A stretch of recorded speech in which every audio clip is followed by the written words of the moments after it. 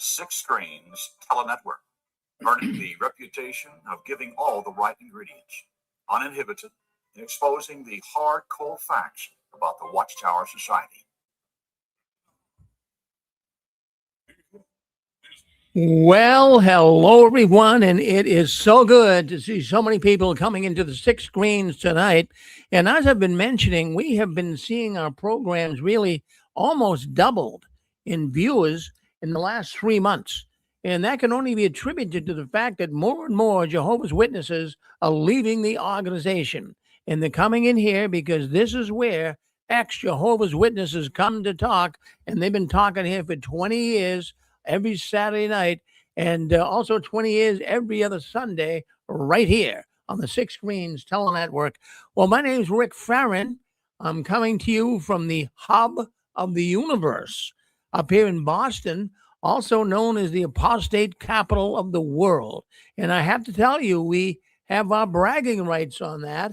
And I've been telling you right along, back in August of 2025, we had the largest, you can look it up on AI, check it out, the largest gathering of ex-Jehovah's Witnesses in the history of the whole movement. So we're so glad for that. And we had 350 people that opposed the Watchtower, critics of the Watchtower, and they were up here all to meet, and what a great time we have had. Well, we are really moving forward here. There's so much to talk about, and it hasn't always been this way. I just want to just set to spam. So it hasn't always been this way. We've always had news to talk about on Saturday night, but I'll tell you, we have not had this much news ever. When we first started 20 years ago, it was all positive news about the Watchtower. It was all about coming into convention centers in certain cities and how the witnesses were spending money and the Chamber of Commerce loved them. That's not the case. It's not the case. And right now, the only thing you're going to really read about Jehovah's Witnesses online is the issues, the problems, the child molestation, the shunning, countries coming down on them. They have got such a tarnished image. Well, we'll get into that tonight, but I wanted to make an announcement. I'll make it before the program and after the program. Fran and Joe, we all love them. Fran and Joe Garino. Well, to let you know and be right front with you, they're having their last program this coming Wednesday night, and you might want to check that out. It's their last program, and they call it graduation night. So why don't you tune in to Fran and Joe on, and I'll put it up on YouTube in the description bar. I'll give you a link, but it's Fran and Joe Garino, ex-Jehovah's Witnesses in YouTube, and you'll be able to watch them. And hey, they've done a great job. I mean, Fran and Joe, you got to love them. They help so many people. They have these meetups, and we're so proud of what they've done in just a few years. They've been out of the Watchtower, actually about 2.5 years, I believe, maybe 3. But they have been really doing a great job of getting people to meet together, have these ex-Jehovah's Witness meetups. And they've done a fantastic job. So we thank them, and I'll be joining in on Wednesday night. And if you want to come in, say hello to them as well, it would be very, very good. So I just want to bring that up. I'm going to bring it up again. On at the end of the program tonight, so you don't want to miss it. They're good friends of ours. They started here on the Six Screens Telenetwork, and they had a number of programs here, and they switched to another network. And good friend Vern, and it's been quite the trek for them, but they made a difference. They helped a lot of people. So, anyways, let's get the wheels of progress moving here. Let's see if we can't get the news highlighted and give you some ideas of what's going on behind the curtains of the Watchtower. Well, first of all, I'm going to talk about, we're going to get into the memorial and what went on last night and all of that. But before we do that, there's a lot of rumors, especially not only in the ex-witness world, but there's now even rumors coming out of the loyal Jehovah's Witness world. And why wouldn't there be? My goodness gracious, we get the Watchtower changing policy, changing doctrine. I mean, if you were a witness, you'd probably start thinking too, what's next? So that is a incubator that is a that is a way the rumors start when people start conspiratorializing. Well, what's going to come up next? I think this would. Well, I got some. Bethelite gave me some information here on it. He's been a pretty reliable source, but you can't really take it to the bank and cash it. You really can't.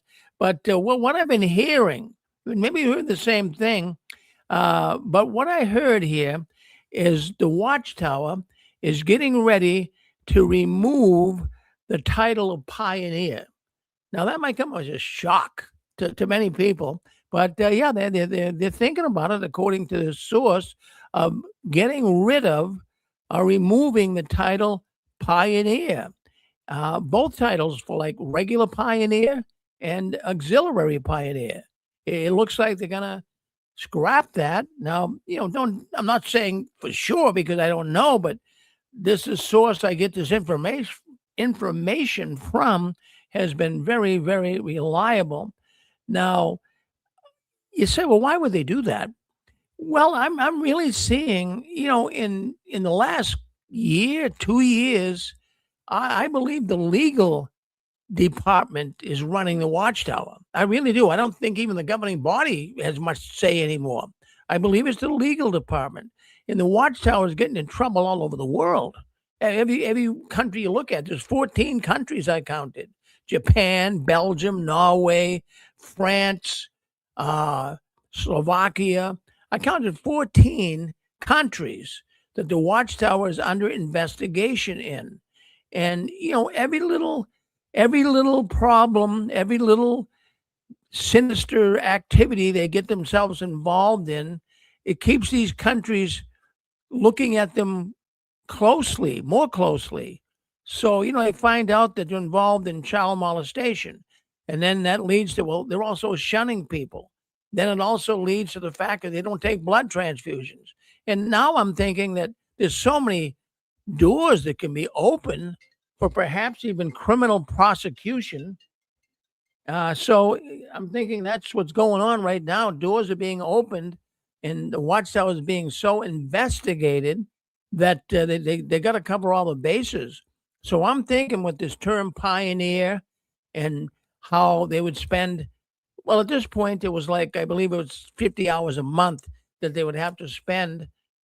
I can see why they would get rid of that from a secular viewpoint as governments are looking into the Watchtower. They're saying, well, these people are like employees. The Watchtowers, having these people go out working like slaves and, working for the Watchtower, not covering any expenses, not paying them any money. They're all doing it on their own dime.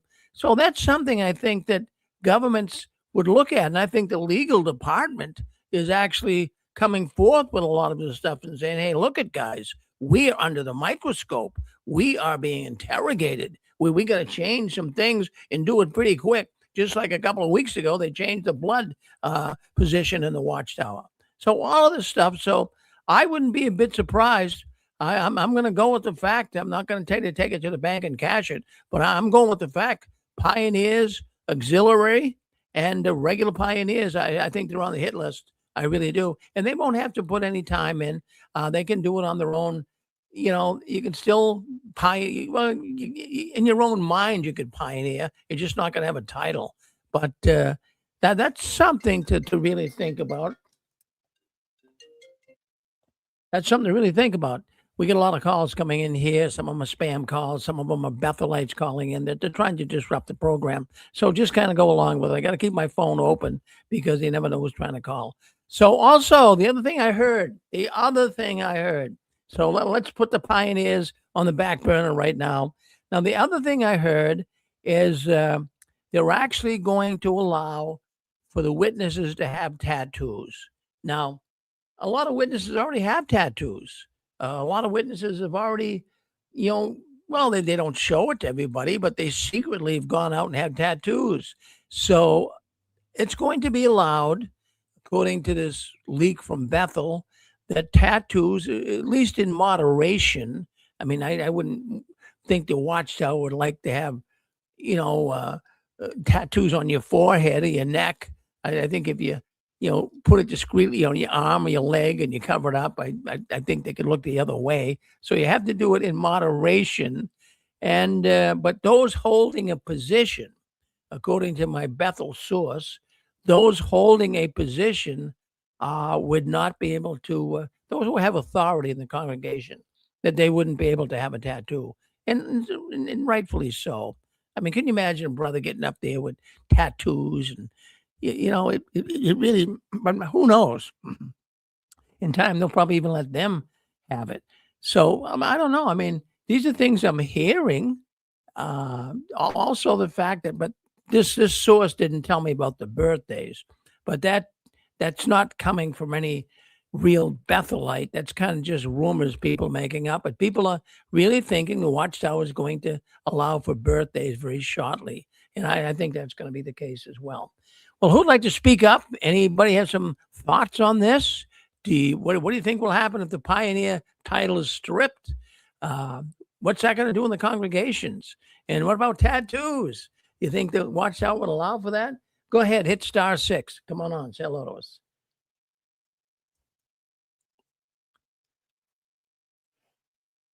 Go ahead, you're on with us. I'm not sure. I'm really not sure what's going on with the phone system here tonight. Susan, can you hear me?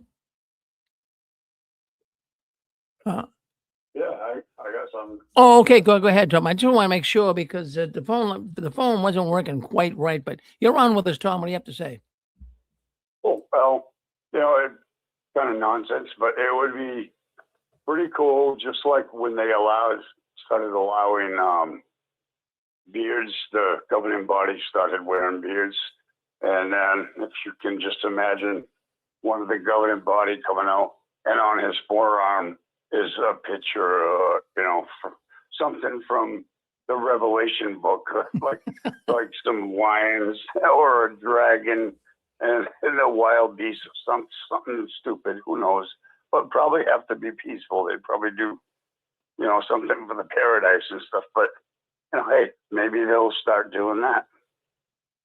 Yeah, well, that's a possibility, Tom.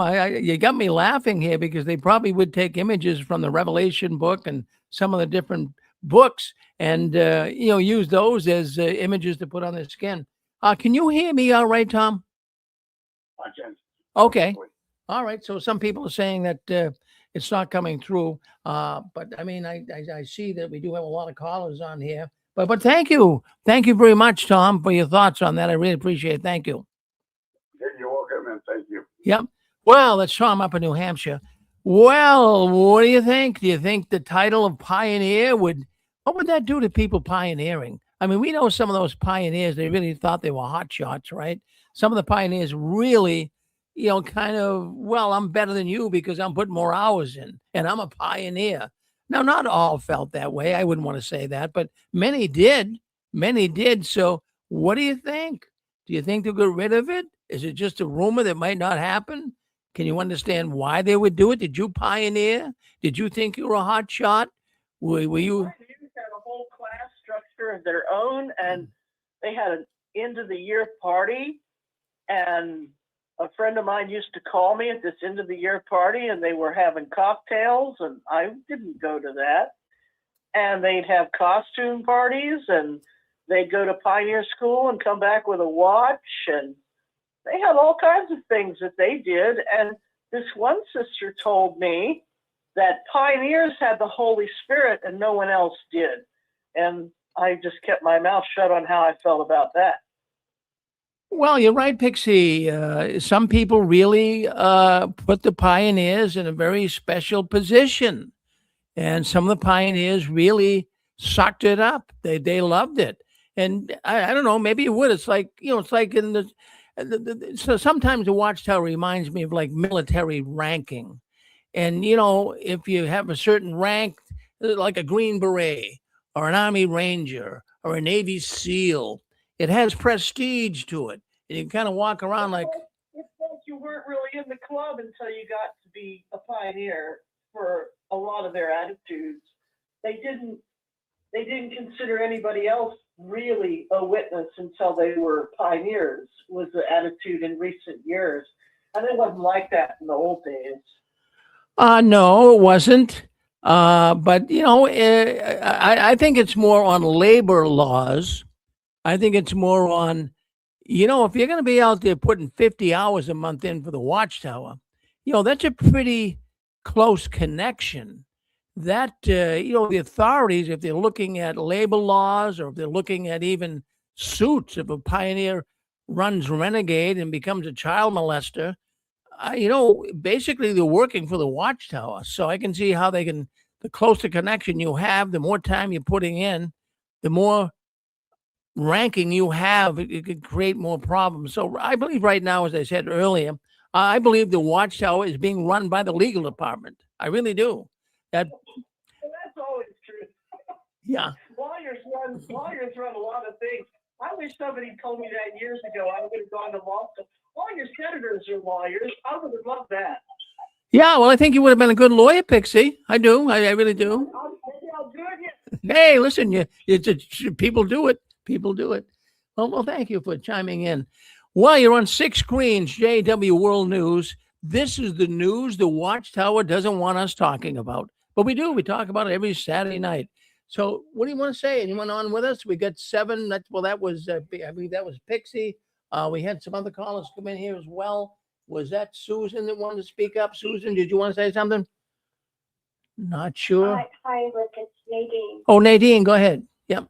Hi. Yes, I have a really great idea for a Jehovah's Witness, what kind of tattoo they could get. What would that be, Nadine? A tattoo of Toni Morris. Well, I'm just curious now. Would you have any verbiage, or would you have any text below the picture, or just a picture would suffice? Well, he could be holding a drink, one of his favorite, was it Macallan? Yeah, maybe on one arm you could have a picture of Tony, Yeah. and on the other arm, a Exactly. bottle of Macallan Scotch. Uh-huh. Yeah. And if it's a man, he could have it right on his arm, like when he makes a big muscle, then there would be Tony right there. Well, you got quite the imagination. I mean, if they ever, it's a shame. I mean, they should have brought you into Bethel and put you in the art department. Yeah, I think it's a pretty good idea. Yeah. Mhm. No, that's interesting to say that. I like what Tom was saying too. I've seen people tattoo their blood type in a beautiful script on their arm. Ex-witnesses might want to do that. Yeah, well, I'll tell you what. I mean, I don't have any tattoos. I don't have any desire to get one. But I see some pretty good tattoos out there. I don't believe you have to go and put tattoos on your neck or your forehead like people do. But I think sometimes. That's a job opportunity for sure. But I have seen people put their blood type like O positive or O negative, or I've seen that in the crook of their arm. I've seen it done. Yeah, even a person that had a medical condition, you can do it. Yeah, go ahead. What's up, sir? Hey, it's Maverick. Oh, Maverick, hi. Yeah. Hi, dude. I think what if they instruct the rank and file to have jw.org logos as tattoos, compulsory, to identify themselves as part of the true religion? Well, well, you got an imagination too, but I like Tom's thoughts as well. I'll tell you, there's some real good imagery that you can take right from the Revelation book, especially the harlot riding the wild beast, the 7 heads. My goodness, that would make a great tattoo. You could tattoo that right across your back, It's some great imagery. But the governing body, though, Rick, won't be doing that because they, as you said, Satan kicked you out of these organizations. So their tattoos will probably be 666 marked on their forehead, Well, there'd be many witnesses that I think that's one of the taboo things about the tattoos is, it's kind of like a biblical no is, you don't want to get that marking on you. So when you get that marking, you really basically can do nothing. So the witnesses, I'm sure, bring that into their understanding too. Well, thank you, Maverick. Yeah. You know what 667 is? No. That's the neighbor of the beast. The what? I didn't get exactly what Pixie said. What is it about the beast? 667? I didn't get what she said. The beast. Oh, the navel of the beast. All right, good. Oh, the neighbor next door. Okay, all right. I never heard that, Pixie. Yeah. All right. Brett, Yes, Brett, yes, I wanted to say one thing. yeah. You know, if you had the wild beast on your back, the only problem with that is that that's old light. And you could get in trouble because that would be an apostate tattoo. Well, it's right, Nadine. I'll tell you. In fact, I'll tell you what. I think that's a pretty fascinating subject, and really this leak that it was a person from Bethel, and I get this information, and generally it's pretty true that this is going to happen because I'll tell you a lot of witnesses do have tattoos. Now they're not going to really. Well, I remember there's a man. I think even Joe Daderi is on here tonight, or at least listening in, and he was an elder in a congregation. His sister got a tattoo, and the other brothers wanted to bring her into a judicial committee hearing and just fellowship her. But it was discreet. And boy, their sister was really intimidated and really felt so bad. And, she was hoping nobody ever would know, but I guess someone tattled on her and said she had it. So they made a judicial committee hearing out of the whole thing. But Joe he cut her slack. And why not? Geez. Yeah. So, anyways, I'm just thinking here. Why wouldn't Jehovah's Witnesses or even ex-witnesses, if I brought up rumors even 2 years ago, Rick, don't do that. That is not a good thing, because you don't know for sure. You shouldn't say something. But now everyone's got rumors about the Watchtower. Everyone, not only the ex-witness world, but also people in the Jehovah's Witnesses, loyal Jehovah's Witnesses. And why wouldn't you have rumors? Geez, with all the changes, and I mean, wouldn't you be wondering if you were still a loyal Jehovah's Witness? Wouldn't you be wondering, geez, am I going to be able to celebrate birthdays soon? Will I be able to celebrate Christmas? Will I be able to? Also, another rumor I'm hearing is they're going to allow for betting. Now, I'm not talking about big time gambling and, rolling the dice and spending $2,000-3,000, but I think it's probably like lotto tickets. That's the other rumor is coming out that they're going to allow for, small time betting. They don't want some real gambling addict in the Watchtower, but I'm sure a lot of witnesses buy lotto tickets. Maybe you guys do too. I mean, when you really, you see the jackpot up to like, $100 million. I think it's got that high. I think it's got high like 350 million. So to spend $2, I mean, it's worth a shot, right? So a lot of witnesses probably were doing it. And so the Watchtower is going to say, hey, look we're trying to keep people in. We don't want people to leave. If you want to buy a lotto ticket, go ahead. So I think they're going to really relax a lot of these rules. And not only that, geez, imagine if a Jehovah's Witness, won the lottery and won a big chunk of change in there. What do you think they're going to do with the money? The Watchtower is going to have their hands out, right? So, they'll gladly take the money. So, I mean, they need the money right now. Maybe that's why I even heard that rumor of allowing for betting. They would love it. I mean, if a witness. Gambling can be a real problem for a lot of people. I don't have the problem, but I've known people that have. I would love to go to the Kentucky Derby, though. Yeah, that's that Kentucky Derby. That would be kind of neat. That would be kind of neat. I never went to a racetrack and bet on a horse, but people really get into that, Pixie. That's on my list. Yeah. Well, would you wear one of those big fancy hats and have one of those special drinks or what? What are they? Mint julep? What do they call them? Yeah. Yeah. I know it's a nice thing. Mint julep, $3 bet. Yeah. Hey, listen, you give it a shot. But I'll tell you what, so you couldn't do stuff like this. You couldn't. In fact, a man called into the program 2 weeks ago, and he used to like to go to the ball games, and but he was so afraid to go to a ball game because they'd play the national anthem, and then he was put in an awkward position. Well, what do I do? Do I stand? I mean, you weren't supposed to stand.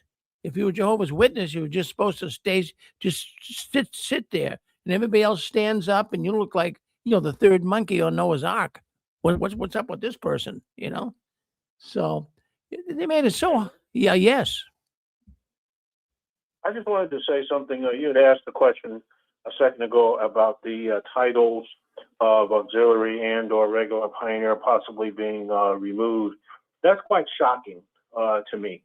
I mean, that probably doesn't even resonate with most of us, but that's quite shocking because that was such a badge of honor, if you will, to be called a servant, a ministerial servant, an elder, or a regular. I mean, Watchtower went all out and made such a big deal out of that, and now just to erase it as if it was nothing is really shocking. And the reason why those titles, in my opinion, were used is it was something I learned reading up on Nazi Germany, and of course Hitler and such. They couldn't pay the soldiers and the generals and all the rest of that. So the question became, how do you motivate people when you can't pay them to do a thing?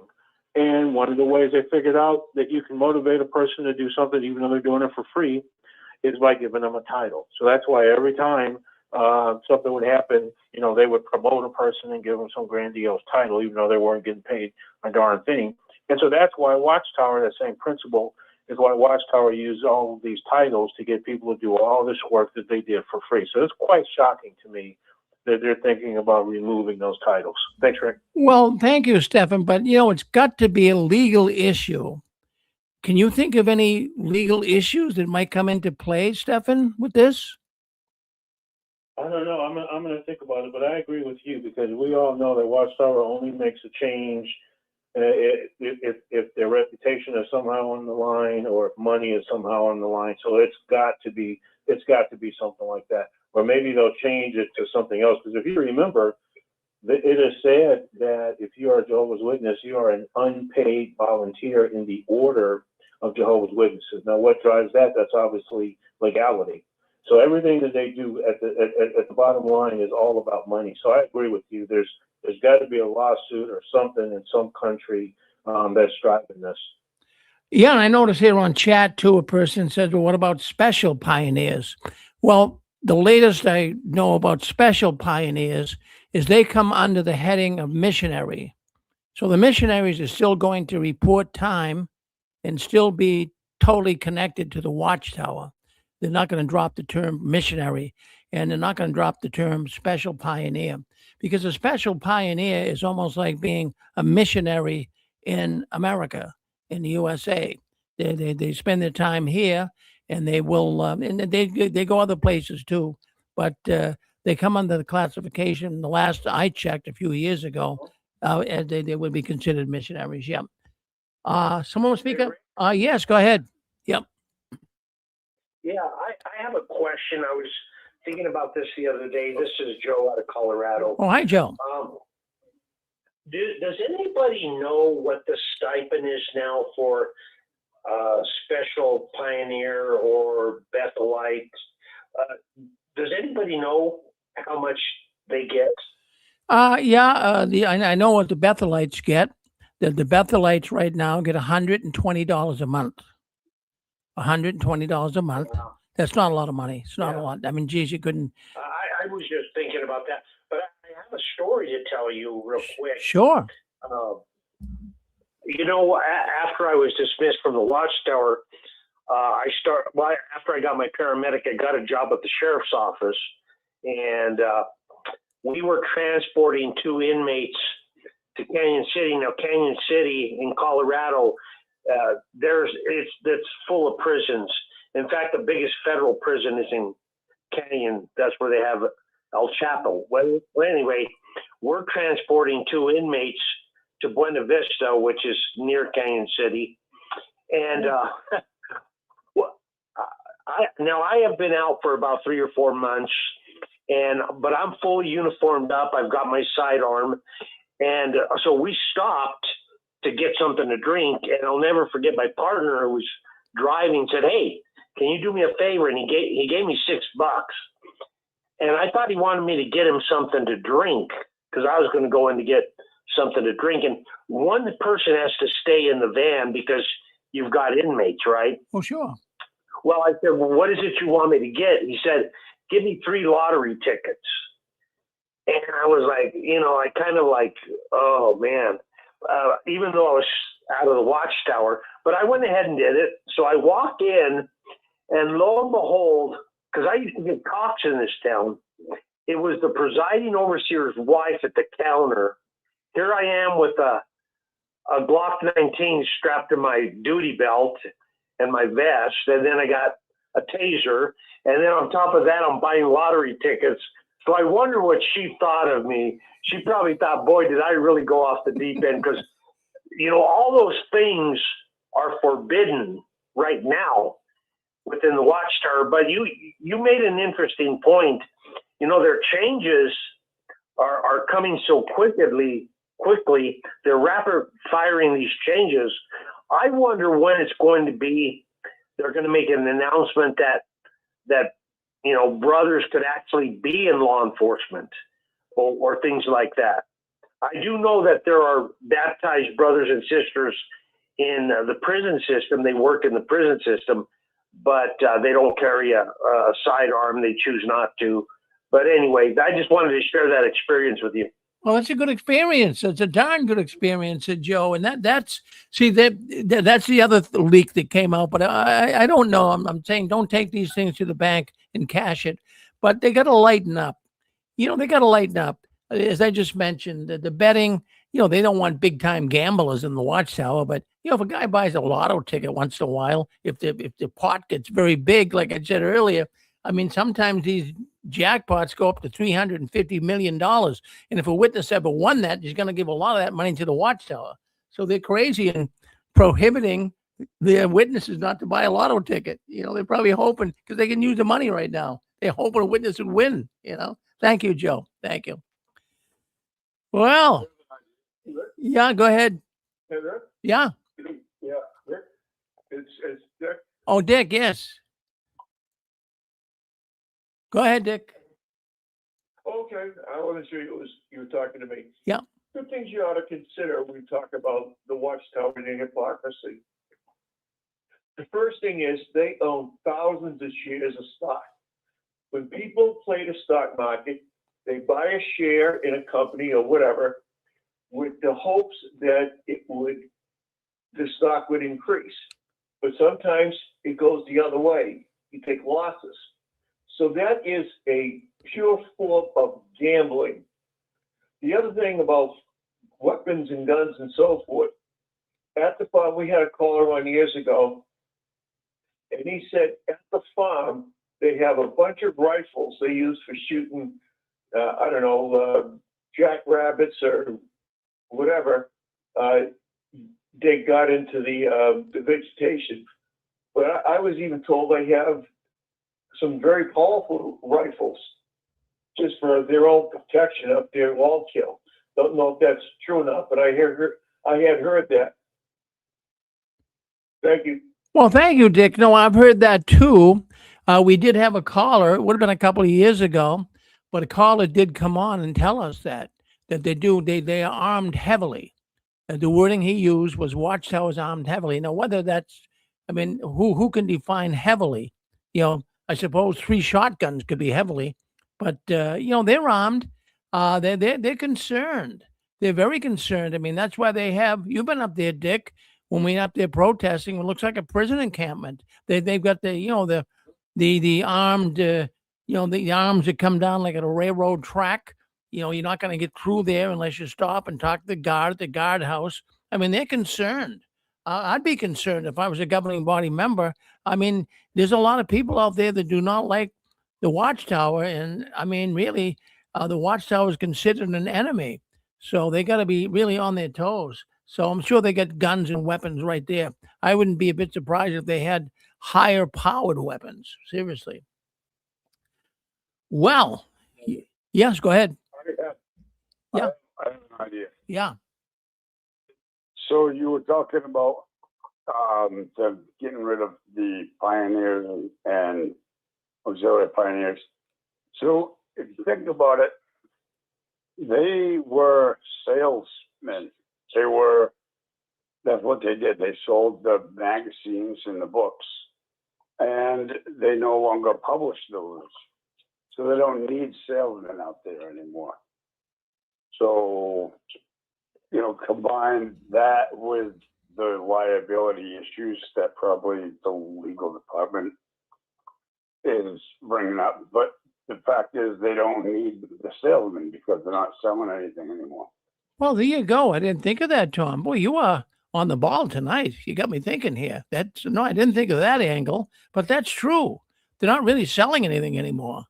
And I don't think they really want people, seriously, I don't think they want people even engaged in going out and talking to people. Because at the carts, they don't really get into a conversation about Watchtower doctrine, policy, or anything. All they do at the carts is go to jw.org. So, yeah, I think you got something there. You don't need a pioneer today. As a matter of fact, I think it's better if the Watchtower keeps people away from knocking on people's doors. People are onto their game.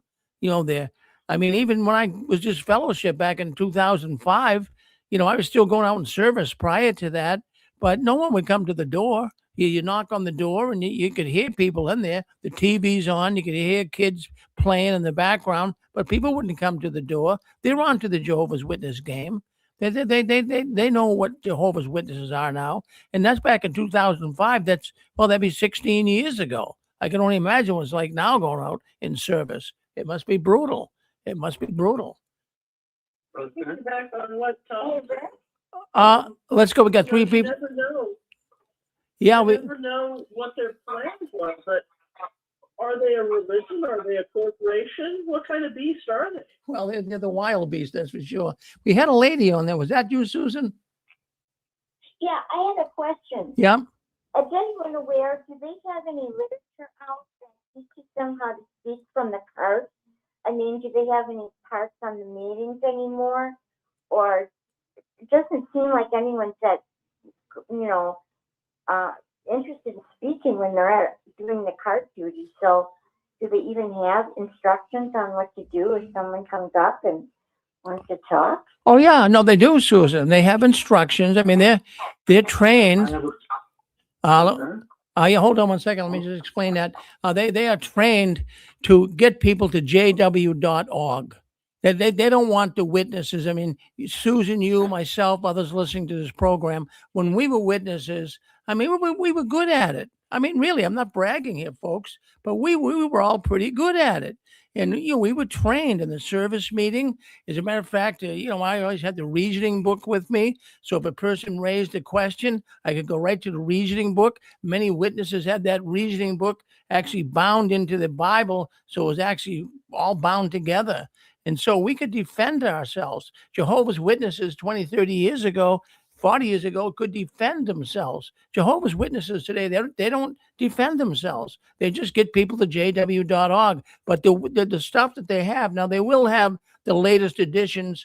Of course, they don't print but 2 Watchtower public editions a year. So they're not going to give people coming up to the cart a study edition. That would be taboo. So they're working with old publications. They're working with some brochures that they have in the cart.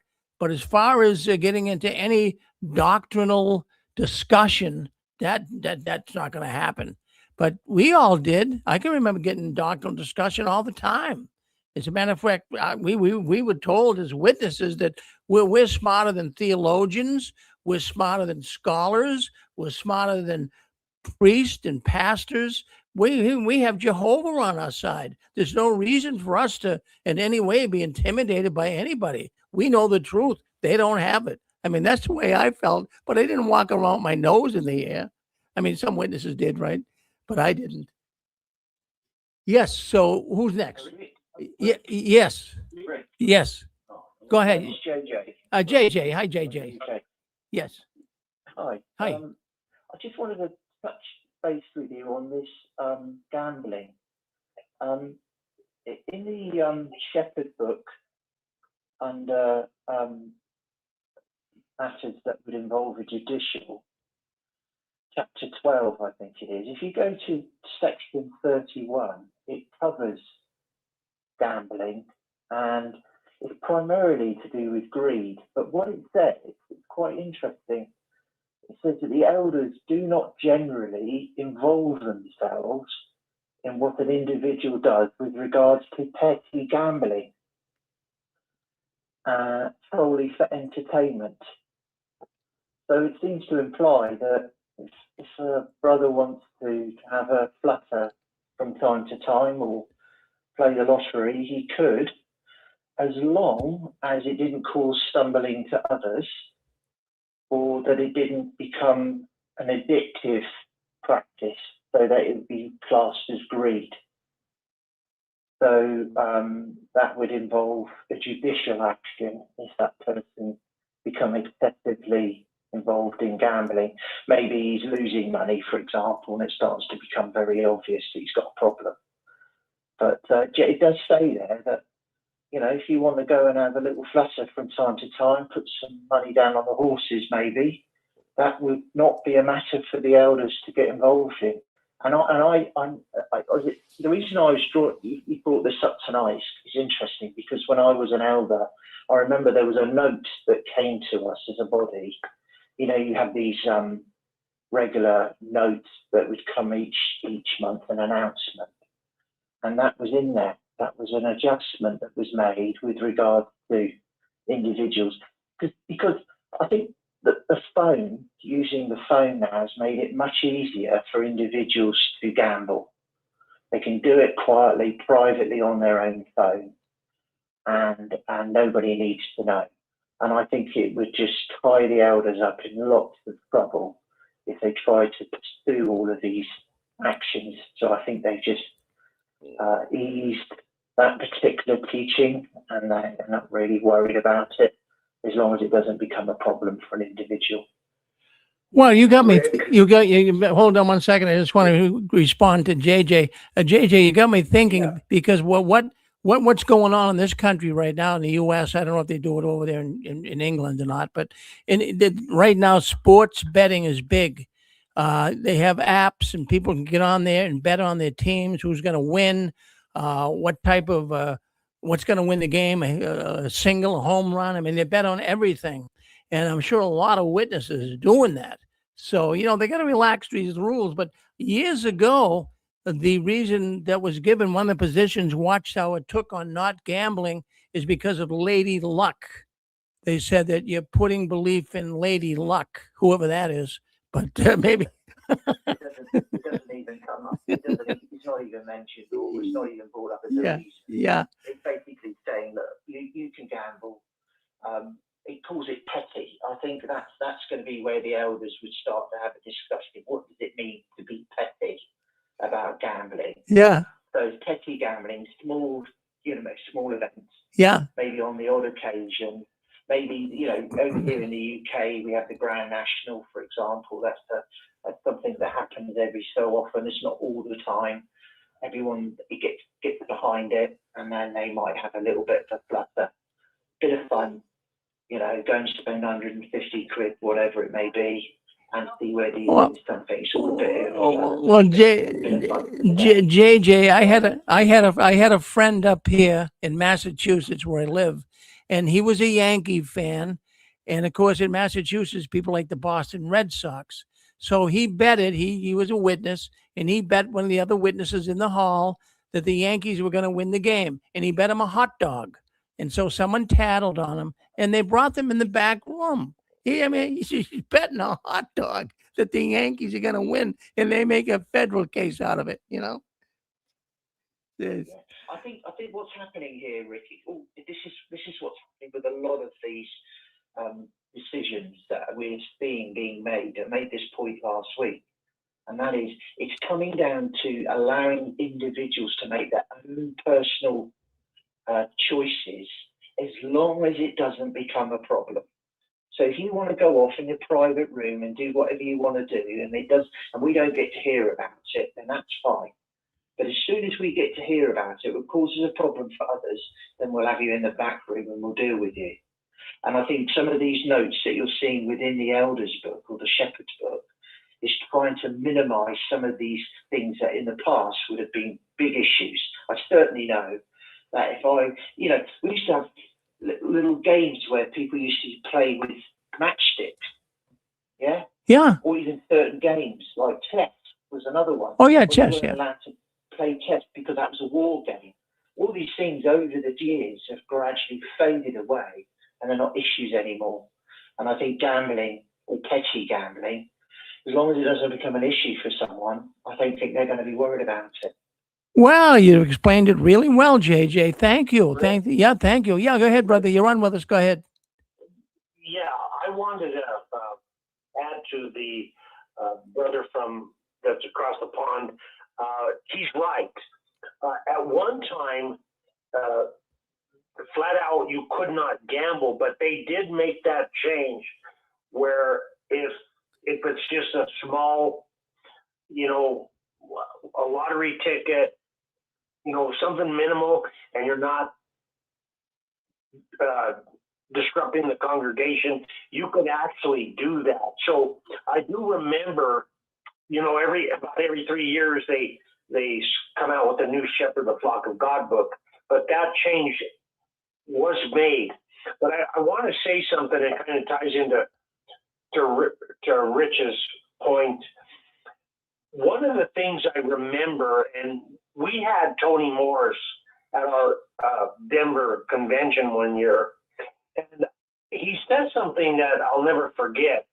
He said that the Watchtower kingdom control, this is the way he said it.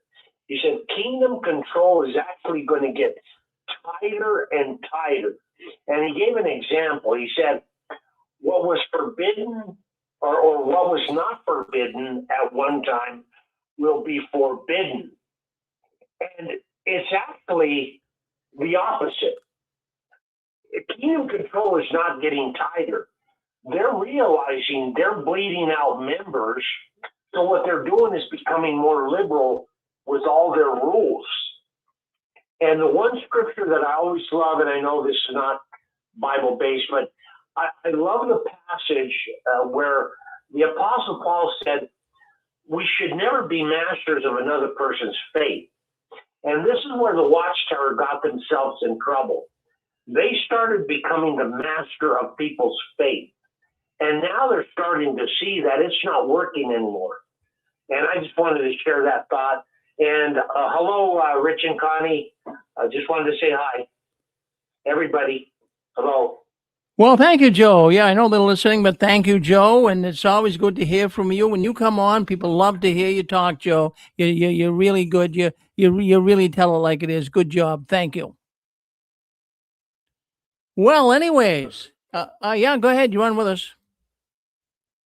Rick, it's Matthew. I just wanted to respond to Tom, if I may, about this matter of title, if I caught it correctly. Can I go ahead? Sure. Rick, I was working very closely with Nolan Vengeta-Samy. I don't know if you know who he is, but at one stage there was discussions about him being a director in Ireland of asset management and his background with the banks and things like this. So I got to learn a lot about how the potential liabilities work. And when a religious role starts looking like a job, fixed hours, clear duties, oversight, Tom was right on the mark, because it can legally become a job. So if an organization like JW, Watchtower, avoids formal contracts or removes full-time servant labels, it may be to keep everything framed as voluntary service, because once it looks like employment, it triggers things like minimum wage, labor rights, and accountability. And the precedent was like, say, for instance, and I'm not putting one religion above another, but you say Buddhist orders, they don't consider themselves necessarily religious, but in Buddhist orders where they've got titles, you've got contexts where voluntary religious roles later came under scrutiny, and it was nuanced, but your monks, your nuns, they traditionally took vows and orders like the Sangha. They didn't receive salaries, but when it was investigated, that was when the tension started to appear, especially in the United States, United Kingdom, and Australia. So that's why they're trying to remove these labels and getting pioneers to to sign these documents, or various ones with titles to sign these documents, because it creates this accountability and potential liability paths. That's it, Rick. Well, thank you, Matthew. That's well, you added a lot of insight to that. Thank you very much. You're very knowledgeable on that, and I appreciate your thoughts on that. Thank you very much, Matthew. Well, my goodness, I mean, we got a lot to talk about tonight, right? And why wouldn't there be speculation? Well, why wouldn't there be rumors? Why wouldn't there be people, even in the congregation, huddling together out in service or wherever they would be? What's next? What's going to take place in the Watchtower? Well, let's move on, unless someone wants one more thought on this. But let's move on. We got some more stories to talk about tonight. What about that memorial? Well, that was a couple of weeks ago. Yeah, go ahead. Hey, Rick, this is Jesse. Yes, Jesse. How you doing? I'm good. Hey, Rick, I kind of agree with your last comments, and I see there's two things. We have wishful thinking. For example, we all wish the Watchtower just falls and crashes. I think we all do that. But I hear some of the apostates, they give great comments that, and you've heard it too, that they're rebranding.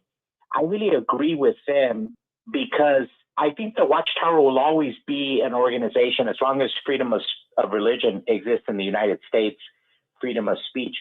These guys are so good at just rebranding themselves. Anytime there's a scandal, so they just rebrand, or anytime there's a problem, they shift. There's no foundation. Jehovah's not solid as a rock like they claim. But another thing is that, like Rome, for example, Rome exists today in 2026, but it's not the same as it was in the year 26. Or the United States still exists, but it's not like it was founded in 1776. Even though the corporation, a nation state exists, it doesn't exist as founded. And I think that maybe, like families, if we could go back 30 to 40 years ago, it wouldn't resemble what families look like today.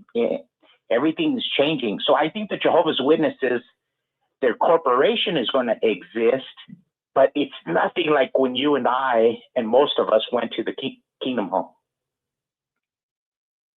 And so I don't think it's going to fall. I don't think it's going to be destroyed by any government, or I think it's just going to change, morph. Well, you had, that's a good opinion, and I have to tell you, I respect that opinion, and that could be the case. But what we got here, Jesse, is something that's very, very unusual. Let's take a look at some of the biggest companies in America. All right, let's take a look at Sears Roebuck, for example.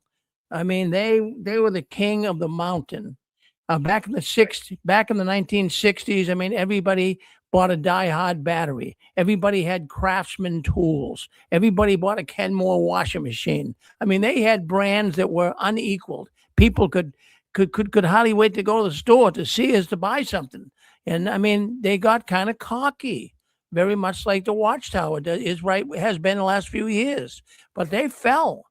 And if you have, it's one thing to keep rebranding, and even I'll tell you what, even because I watch business news a lot, and you and Gilbert probably do as well. But Sears, even, shame on them. They should be the Amazon. Sears should be the Amazon today that we have. They missed the boat. Right. They really should be. I mean, they were ahead of everybody else. They had the catalog. I mean, who didn't like reading a Sears catalog? Geez, everybody did. I used to thumb through as a kid and dream about certain things, right? But they should have been the world leaders. But after a while, you get such a tarnished image. And this is what happens to so many good companies that have disappeared. The Watchtower has such a tarnished image. It's going to be very hard, especially with AI today. I mean, if someone is what's that? Oh, brother, I kind of, let me just build on that. Yeah. Rebut that. I agree with you, and I would never argue with that argument. I think all the arguments are good. But when you go to a Kingdom Hall, you see the Kingdom Halls on social media, the Jehovah's Witnesses. They're no longer a religious entity. You never see a fat guy. You never see an old person. You always see these beautiful, voluptuous Jehovah's Witness ladies in beautiful dresses at Sisters Forever. So it's taking on a sexy persona. It's almost like a social club. It's not a religion no more. And some people say it's a distribution organization. That's true. But also on social, they're turning into a social media organization. They're not really a religious organization. So they have this uncanny ability to just change. You know, when we're onto them with AI, we're onto them with facts, or Mike and Kim do a great video, or somebody does a great expose, these cats change their stripes. Yeah. Yeah, well, yeah, no, in fact, let me just get back to Jesse on that for a second, then we'll open up the lines. Yeah, Jesse, what I want to say, though, is, one time when we just had search on Google, the knowledge and information was limited.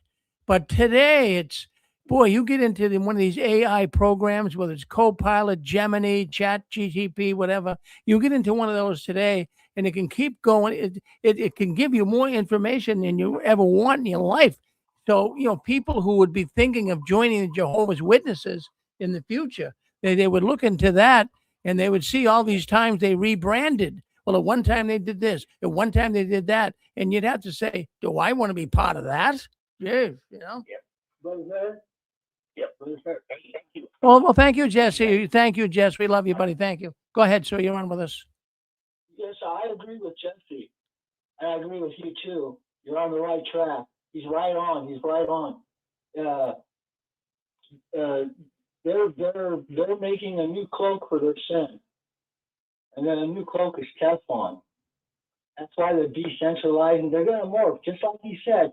And the reason why, the thing is what you were saying, the problem is, see, we're still in the incline of this technology. Pretty soon here, we're going to get to the point we're not going to know what's real and what's not. People's attention span is so short that the brainwashing works. Got to remember that. The brainwashing works. All the experiments have been a success. So they're going to morph, and they're going to go into the New World religion. Everything's going to come into a global stance. And all the other Christian religions are going to do the same thing. They all have to morph because it'll all be hate speech. They have to allow everybody in. And there can't be any hate speech or any judgment. And it's going to go all electronic, just like he said. And they're probably in a quandary right now because they're building this new movie studio. Why would you spend all this money on movies and cameras and films and make people stars when you can just AI generate people that won't be becoming stars? You won't see them in a congregation. So all they're going to have is a computer. It's not a spiritual thing at all. It's just another sales job. Just Russell was a salesman, like you were saying. It's all sales. Back in the Russell's day, when I did my research on him, he never spoke from his heart. He went around from radio station to radio station and delivered records, and they played the speech on the air. It was a speech. But there was no spiritual, from the heart, from the Ruach Kadosh. So I think Jesse's right on the mark there. They're going to morph. They're not going to fall. They're in the billionaire club now. They're not the millionaire club no more. They're the billionaire club. Oh yeah, no, it's very possible. But the thing is, caller, and I really appreciate you calling in too. I like the way you talk. You speak with a lot of credibility. You really do. But what I'm thinking here is, you have tools today that you don't have to even go to college today. I mean, I'm not going to be saying like the Watchtower would, but you have another brain. Your telephone, your smartphone today. You can find out about anything you want today, and you'll get a pretty good answer. And really, I can't believe that with AI and a lot of these young kids now learning about it and playing around with it, they're gonna check everything out before they do anything because they can do it. So easy. They're finding out everything now.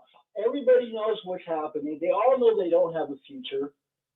And the electronic business is coming, and right now, we might be looking at a global economic collapse, and how they're going to get through that, I don't know. How a lot of people are going to get through that, I don't know. But the problem is that you're still thinking with a normal bias. Pretty soon, it's going to be archaic to believe in God. Very soon now, pretty soon, I don't know how long here, a little while, it's going to be like a kindergarten. If you believe in God and have a religion and all this stuff we try to be the true God, you're going to be looked at as a 5-year-old trying to play fireman or storm. Well, it's getting to that. It's getting to that now. It's a shame. But Carl, I really appreciate you calling in. Thank you for your thoughts. I will take them. I will take them to heart. We had 310. Did 310 want to come on? Area code 310. Did you want to come on and say something? If you did, you come on back on with us. Yeah, got a lot of people calling in here tonight. They're calling in from pretty much all over. I'm looking at the computer screen. Lots of people coming in. Boy, coming in from pretty much all across America. We got a number of people coming in from the UK. If you'd like to speak up, now would be the time to do it. But let's move on. Yes. Hey, Rick? Yes. I just wanted to share something that's right in line with what you guys are talking about.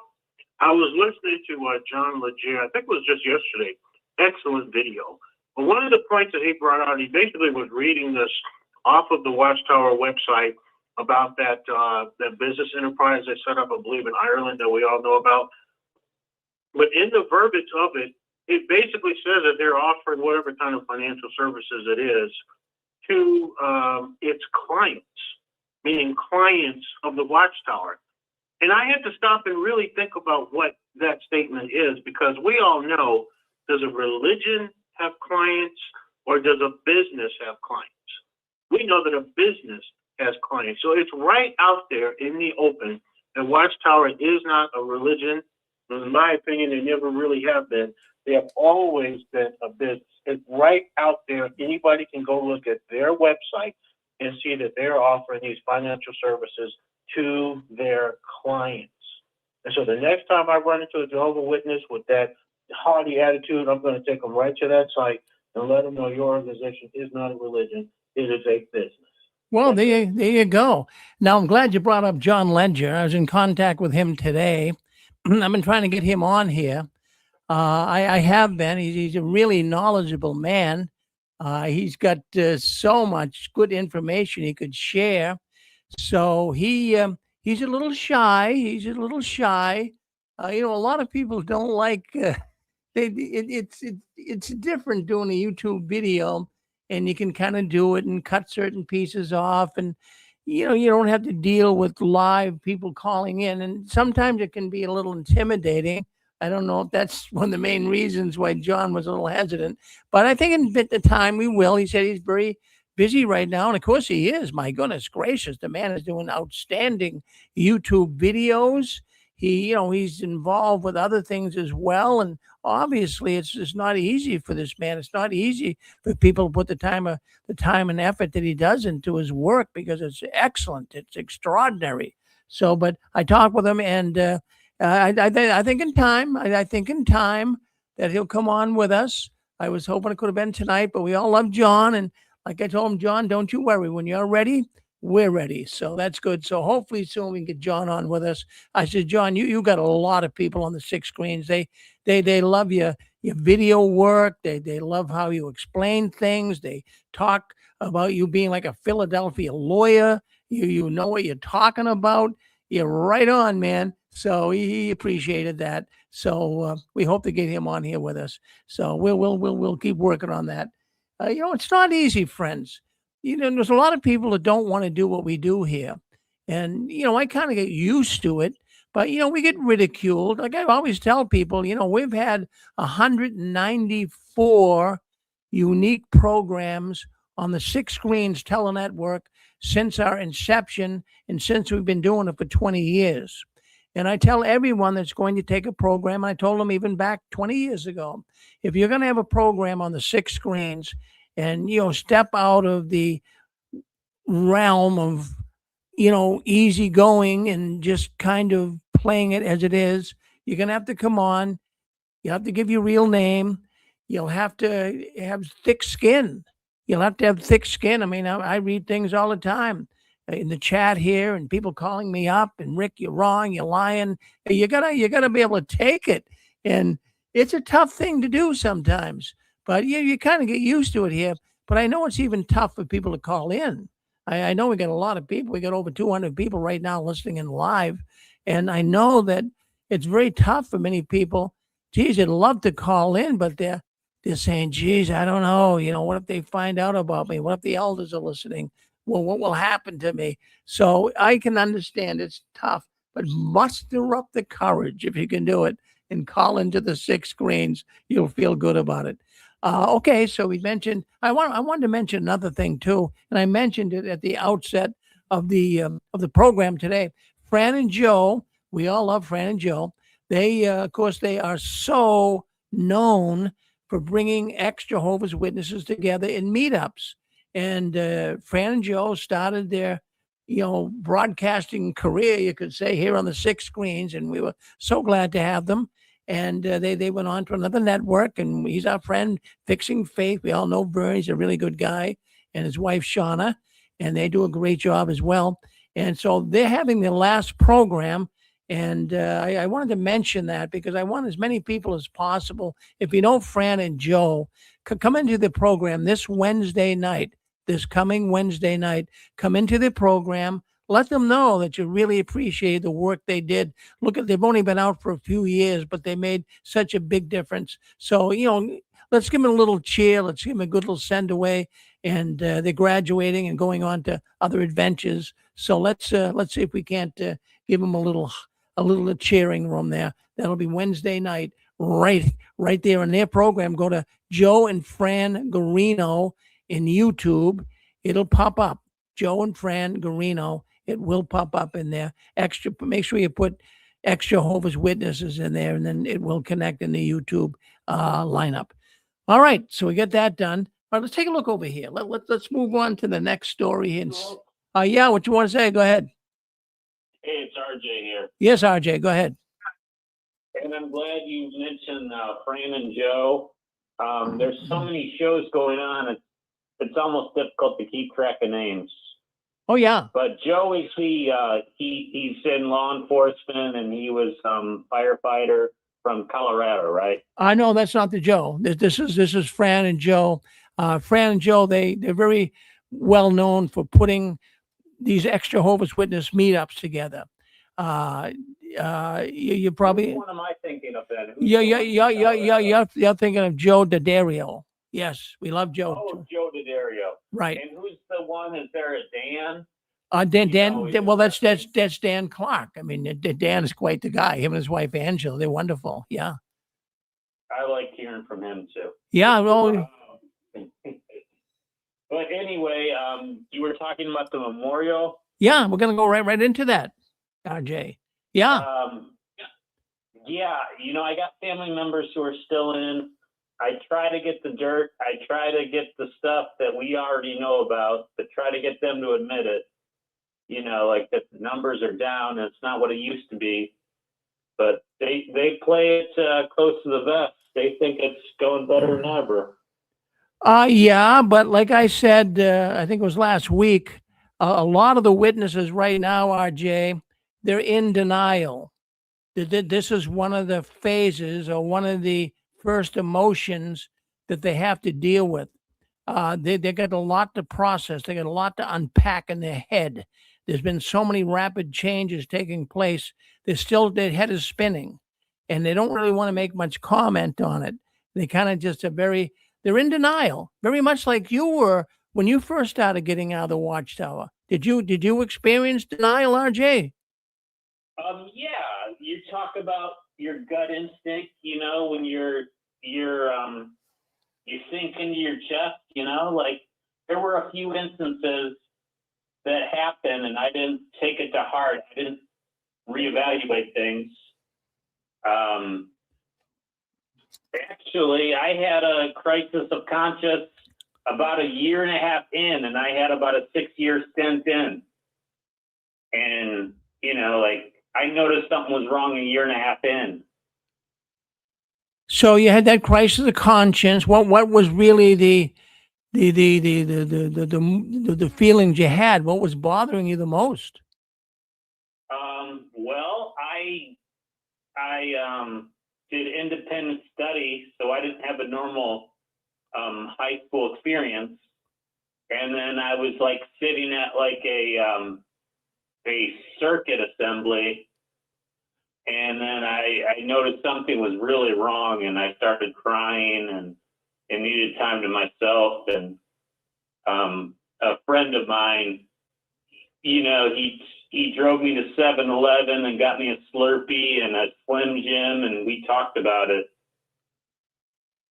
Well, that's He tried to encourage me. Yeah, this is the first thing you do. I mean, I know even when I was distancing myself, we didn't want to believe it, and it was hurting us. I mean, because we felt like, boy, what if we're wrong? What if we leave Jehovah? We're going to die at Armageddon. All of these thoughts run through your head, RJ. And I'm just talking about juvenile matters of things that mattered as a teenager that don't really matter now. But you miss out on prom, you miss out on playing sports, you miss out on like if you're like a junior or a senior, you can give people rides to school. Little things that people do that if you don't have it, you don't realize what you missed. Oh, we missed out on so much, RJ. We really did. And what witnesses do is they replace organic human emotions and experiences, and they replace them with things that you don't need.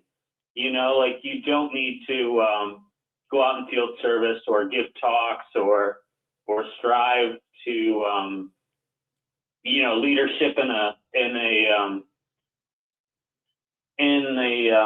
congregation. You can go without those things and be happy, but there's certain things that they take away from you that will leave a big void. Well, you got that one right. You really, really do. And, it takes a while to recover. But this idea that your mother might have and others, they don't want to talk about it, or they're not going to really be honest about it. It's because a lot of them are in denial. I mean, I'm not sure your mother is in denial, but a lot of the witnesses are right now. And we talked about it last week. And now the next experience is like we talked about the 5 stages of grief. And it's grieving. It's actually people are grieving. I mean, really, I didn't want to really realize that the Watchtower wasn't telling us the truth. That hurts. Geez, all the money you gave them, all your time, all of your life's experiences were wrapped up in that organization. Geez, you couldn't even live. And now all of a sudden you find out it's a scandal. It's a fraud. It hurts, And then absolutely. And it's funny, like every year or every so, like I was deep into being a witness. They had their hooks in me. But sometimes my conscience would get in there and tell me something's not right, and it would make a heavy heart for me, and I'd have to deal with it. I wish I would have listened to my heart more. Oh, yeah. Well, that's exactly what all of us feel today. Because we had a little, even myself, for many years, there's certain things were said from the platform, certain things I saw witnesses do that I knew wasn't right. I'm saying, why? I mean, these people are supposed to be Jehovah's people. This is not right what they're doing. And so consequently, little thoughts like that would come in your head, but you dismiss them, and you'd keep striving to serve Jehovah. And then all of a sudden, when you start finding out one flaw leads to another, this is a crazy thing. I mean, you almost want to hit your head against the wall. And then last week we showed a video. It's called deconstruction. And in that word, when a human deconstructs, the term deconstruction being applied mostly in a religious sense. We work so hard, all of us, to get some type of a spirituality. And we all want to know what the answers to life are. We want to know what's going to happen when we die. We all want to live. And so, religionists come along and they put ideas in our head, just like the Watchtower did. And then once you build a belief system, you build a firewall around it. Nothing can attack it. That's what the witnesses have right now. They have a firewall built around their thinking about Jehovah. So you got to get through that firewall. But here's what's happening. When you first start finding out, this hurts. This is it's a term. It's called religious deconstructing. And that's what's going on right now with a lot of Jehovah's Witnesses. They are deconstructing. Look at all the PMOs listening into this program. Look at the PMOs. There's probably like 4 million of them out there. You know, half of the Jehovah's Witnesses perhaps don't believe this anymore, but they're in a pickle. They don't know what to do because they know if they leave, they're cooked. They're cooked, but their family, their relatives are cut off. So we got some, yeah. Absolutely, Rick. I remember when I was in, there were times where in the time I left or the time I was like really in, it was not a good time for the economy. And then I remember all these workplace problems, and, you know, I understand it now as, you know, like it's not really personal. It's just how things are. I was getting a bad rap. I was getting screwed. And I thought that was, I didn't think about, hey, you know, I gotta be humble, and I gotta get rid of this weirdness, and I gotta understand, you know, how I can do the best I can do. And witnesses, they don't really teach you that. They kind of teach you that, oh, all bad things are because you're doing the right thing. Okay, get mixed up. You get really mixed up, RJ. Well, thank you for your thoughts on that, and I really appreciate it. Yeah, and if I share one more story, I'm sorry. We talk about like the crisis of conscience, and you know, your real self kind of it slips in, it sinks through sometimes. I remember there was a sister that I was really helping out, and I really you know, sometimes dating, there's a few obstacles in there. And I remember the way I felt about her was really, it was keeping me in being a witness. And then I was with my dad, and we were visiting his friend, and his friend had his daughter and her friend. And I wasn't like a great student, but I was really good at history. And then I was like 18 at the time, and I was like teaching her about her history homework. She was probably in 10th grade, 11th grade, a year or two younger than me. And I remember like I was having these weird feelings. I'm like, hey, I feel the same way about this girl as I feel about the witness girl. What's going on here? And I didn't realize that, hey, you can like a worldly girl just as much as you can like a witness girl. There's not anything special about being a witness. It's not like a special connection. Like, you just got to expand your horizon. Well, you got it. Well, it sounds like you're doing all right now, Jay. We really appreciate you calling in and wanting to speak up on the 6 screens. You're a good man. Don't you ever change, RJ. All right. Thank you, Rick. I hope you have a great show. Well, thank you. Thank you. Well, let's talk about that memorial. Boy, I'll tell you what. I want to first of all thank all the people that send me information. I want to thank all the people that gave me information about what happened at the memorial on Thursday night. Normally, on a memorial night, I'd be out there protesting. And we did that for 15 years. And we have a man listening in here tonight, Dick Borgie, that would protest with me at these memorials. And we did it for 15 years. And not that I don't like doing it.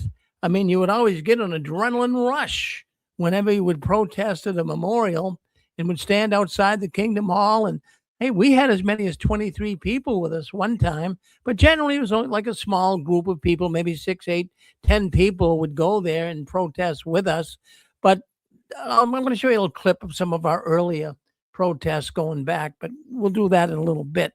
But the reason why I even bring it up is we didn't do it this year.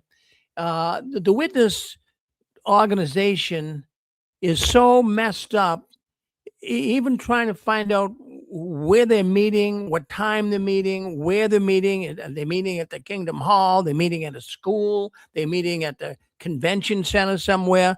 It's very hard. I mean, the last couple of times we did it, we showed up at the Kingdom Hall and there was not even anybody there. They had their memorial service at a hotel, so we had to go chasing down the road to a hotel and set the camera up. And I'll tell you what, it's a lot of work. When we protested, it wasn't just me and Dick getting out there and, hi everybody, this is Rick and Dick. We had cameras set up. We had generators to generate electricity and lights. We had to bring banners. We had to bring banner stands. It was a chore to do that, but we did it, and we had a lot of fun doing it. But anyways, I want to thank all those people. I got information I want to share with you about the memorial. Now, that was April 2nd. That was Thursday night after sundown, right? Thursday night after nice and 14. They even mixed that date up. It really wasn't that date, but they do that quite a bit. So anyways, what I want to speak about is the information coming in here to me at the six screens is I'm going to just underline the word insane, because that's the word right there that I'm going to focus on. So many people said it was insane. It was insane the way they handle this memorial, and many memorials in the distant past were insane as well. But one thought that was brought to my attention, I want to thank this sister. Well, she still goes to the meetings. She actually went there because her mother really coaxed her into going. So she had to go because she loves her mother. And, the mother doesn't know she's a PMO, but the mother knows she's distancing herself. But the first thing that this girl said was that she noticed how depressed, and how skinny the Jehovah's Witnesses were. Well, that struck my fancy. I got thinking, that's what you noticed? I mean, I could notice them being depressed, but, I don't remember a lot of Jehovah's Witnesses being skinny. Of course, I got out 16 years ago, but this was brought in. I've heard this as well as before, not just from this particular person, but there seem to be skinny witnesses and depressed witnesses. And well, of course, that Ozempic. I think a lot of witnesses now are probably on those diet pills, right? They want to look good. I mean, what's really to the witness? They get the best life yet. I think it's the worst life, but they think it's the best life. So, I mean, in their mind, I mean, what's better than being a Jehovah's Witness, having a few bucks, and being skinny? I mean, that would be the ultimate witness dream, right? But anyways, so be that. We'll put that aside for now. But anyways, what was going on is this particular woman, she noticed that all the witnesses were really, not showing any enthusiasm. And this is even the other thing on the information coming in here to six screens that I got to see is a real lack of enthusiasm, a lack of zeal.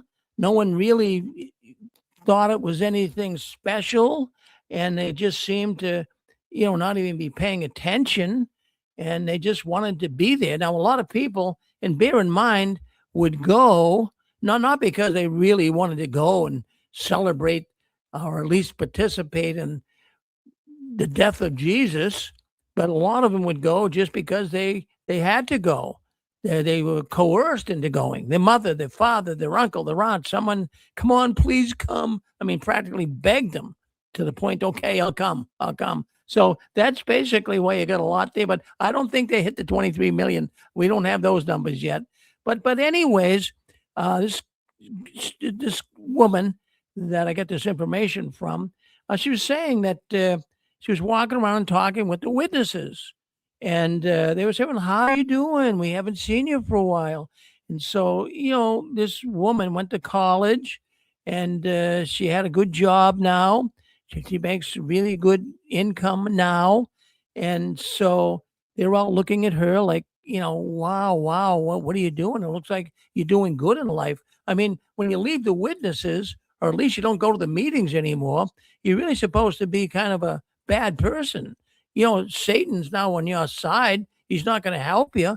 But, she's walking around like, gee, she's doing wonderful. And then she's asking some of the witness friends that she knew years ago, so how are you guys doing? And then their answer was, well, we're still the same. And, basically still living the same boring life that the witnesses have always lived. So I thought that fascinating. It's fascinating. So think about it. Think about being a Jehovah's Witness today. Can you imagine with the high cost of everything? Gasoline, $4 a gallon. and the witnesses trying to go out and service, and they have many of them low-paying jobs. Now, I'm not going to say that all Jehovah's Witnesses are poor. That would be inaccurate. There's plenty of rich Jehovah's Witnesses and wealthy Jehovah's Witnesses too. But the mass majority of them, they just get by. And thank Watchtower for that. The Watchtower never encouraged them to get a good job, get a career, go to school, really. So a lot of these witnesses, they're not doing any better in life. They're the same way it was for them 20 years ago as it is today. And it's getting worse. There's nothing exciting. There's nothing new, and there's nothing exciting in a Jehovah's Witness life. It's very clear. The reports coming in here to 6 screens. I'll focus again on the word depressed. I see that word popping up here a lot. You can see the look in the eyes. You go to the meeting, the memorial, you go there, and they're saying they look in the eyes of the witness, and they have all these fake smiles. Do you remember what a witness fake smile was like? Did you ever encounter that? Now that we can look back in retrospect, there was a lot of fake smiles, right? A lot of fake smiles.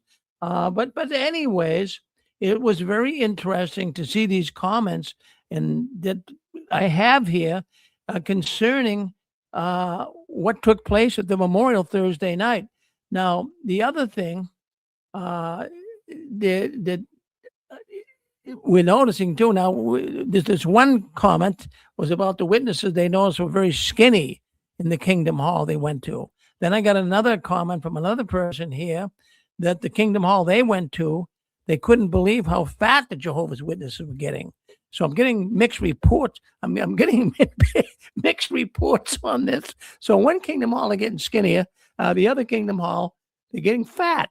Now, and the term that they gave me here was they were absolutely fat, titanic in size. I mean, did you go to a Kingdom Hall where the witnesses were titanic in size? But I found this fascinating, and he told me that. Well, poor nutrition can go either way. Well, that's right, Pixie. If it doesn't get enough protein and they're older, they can get too skinny. And if a person's poor and they have a cart full of starches, they can get too fat. But neither one would be healthy. Yeah, and well, I guess it would be safe to assume that, with the way the economy is, I don't think the witnesses can go out and buy, prime rib and ribeye steaks and Delmonico steaks. So maybe they're chomping on Fritos and, Roman noodles or something, and getting bigger. I didn't think of that, Pixie. So they're getting bigger. So one congregation, they're getting skinnier. In this other congregation, they're getting to be like Titanic big people. Well, it's a good thing gluttony isn't a sin in that congregation because it'd probably be. Yes, Rowdy. Yes. Even other fast food that people love to eat, like McDonald's, it's fairly cheap, and Taco Bell is fairly cheap, and if they're hooked on those things, they can get fat too. Oh, that's true. Yeah, it's true. And then if you have a congregation that might be a little well-to-do, they can buy some of these these diet pills, these new diet pills like Ozempic and some of these others they got. And so that could be the case too. So the poor congregations, they might be getting fatter, and the richer congregations are getting skinnier. So I'll put those 2 and 2 together. I can probably go with that. Or depression can do both too. Depression can make you thin, and it can also make you fat, depending on how you react. Well, thank you. Thank you. I mean, that's why I love doing the program here, because I get different insights. Sometimes you can't, we have a very smart audience, folks. We really do. And, I get a lot of insight. All of us, we pick up on stuff. So, let's take a look here. Let me go on and give you some more comments from what people have been writing me and giving me this information. Hey, Rick. Yeah. I want to make a quick shout out to Kurt Hatfield. Sure. There. And I want to say hi. I haven't heard from him in a long time. And I lost his number. The number I had for him, it got disconnected. So if he can call me, that would be great. And I miss everybody from the 6 screen from a long time ago. And I haven't been on here lately. And I just want to say hi to everyone. Well, thank you, Larry. Now, Kurt has been coming on. He was on last week, in fact. Kurt, are you out there? Kurt Hatfield. If you're out there, hit *6.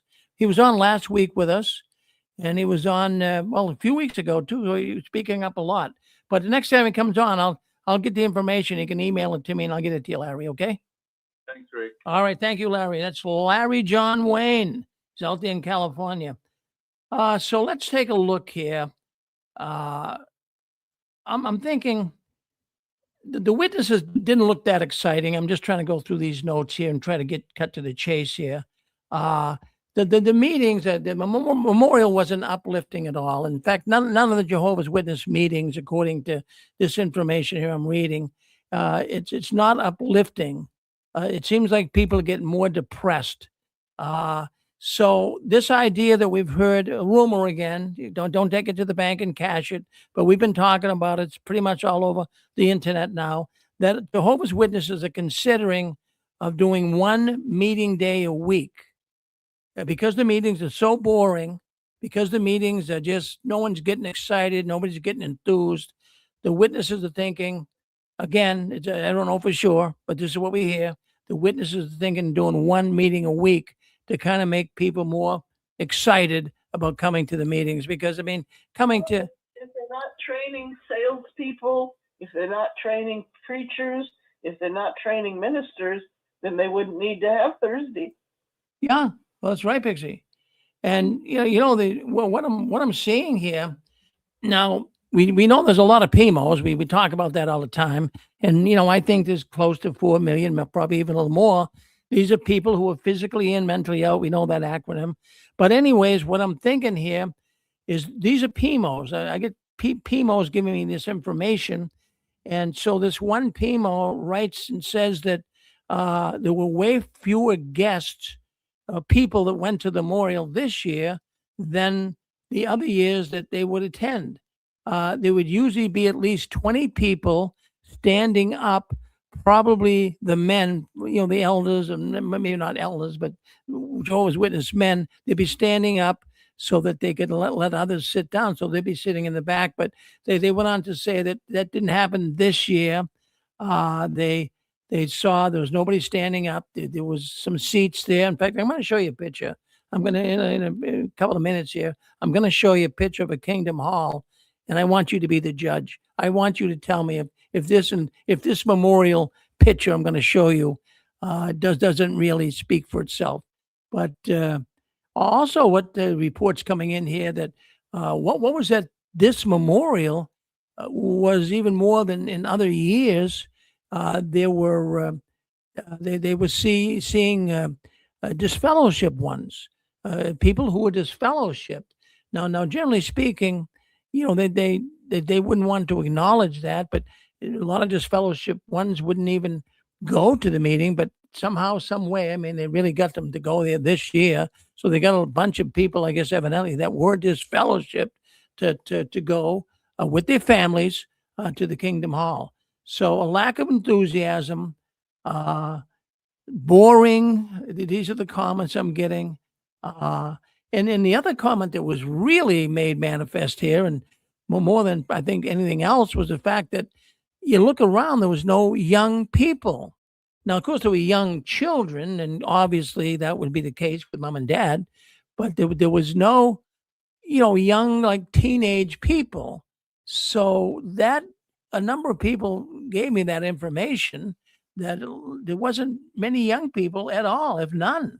They're leaving like crazy. The young people. The people that use the technical marvels that we have now, do you think the neighbors that were invited and the young people that were born in that didn't come, do you think maybe they keyed in what is a Jehovah's Witness memorial and decided not to come? Well, I'm sure that took place. I'm sure that took place.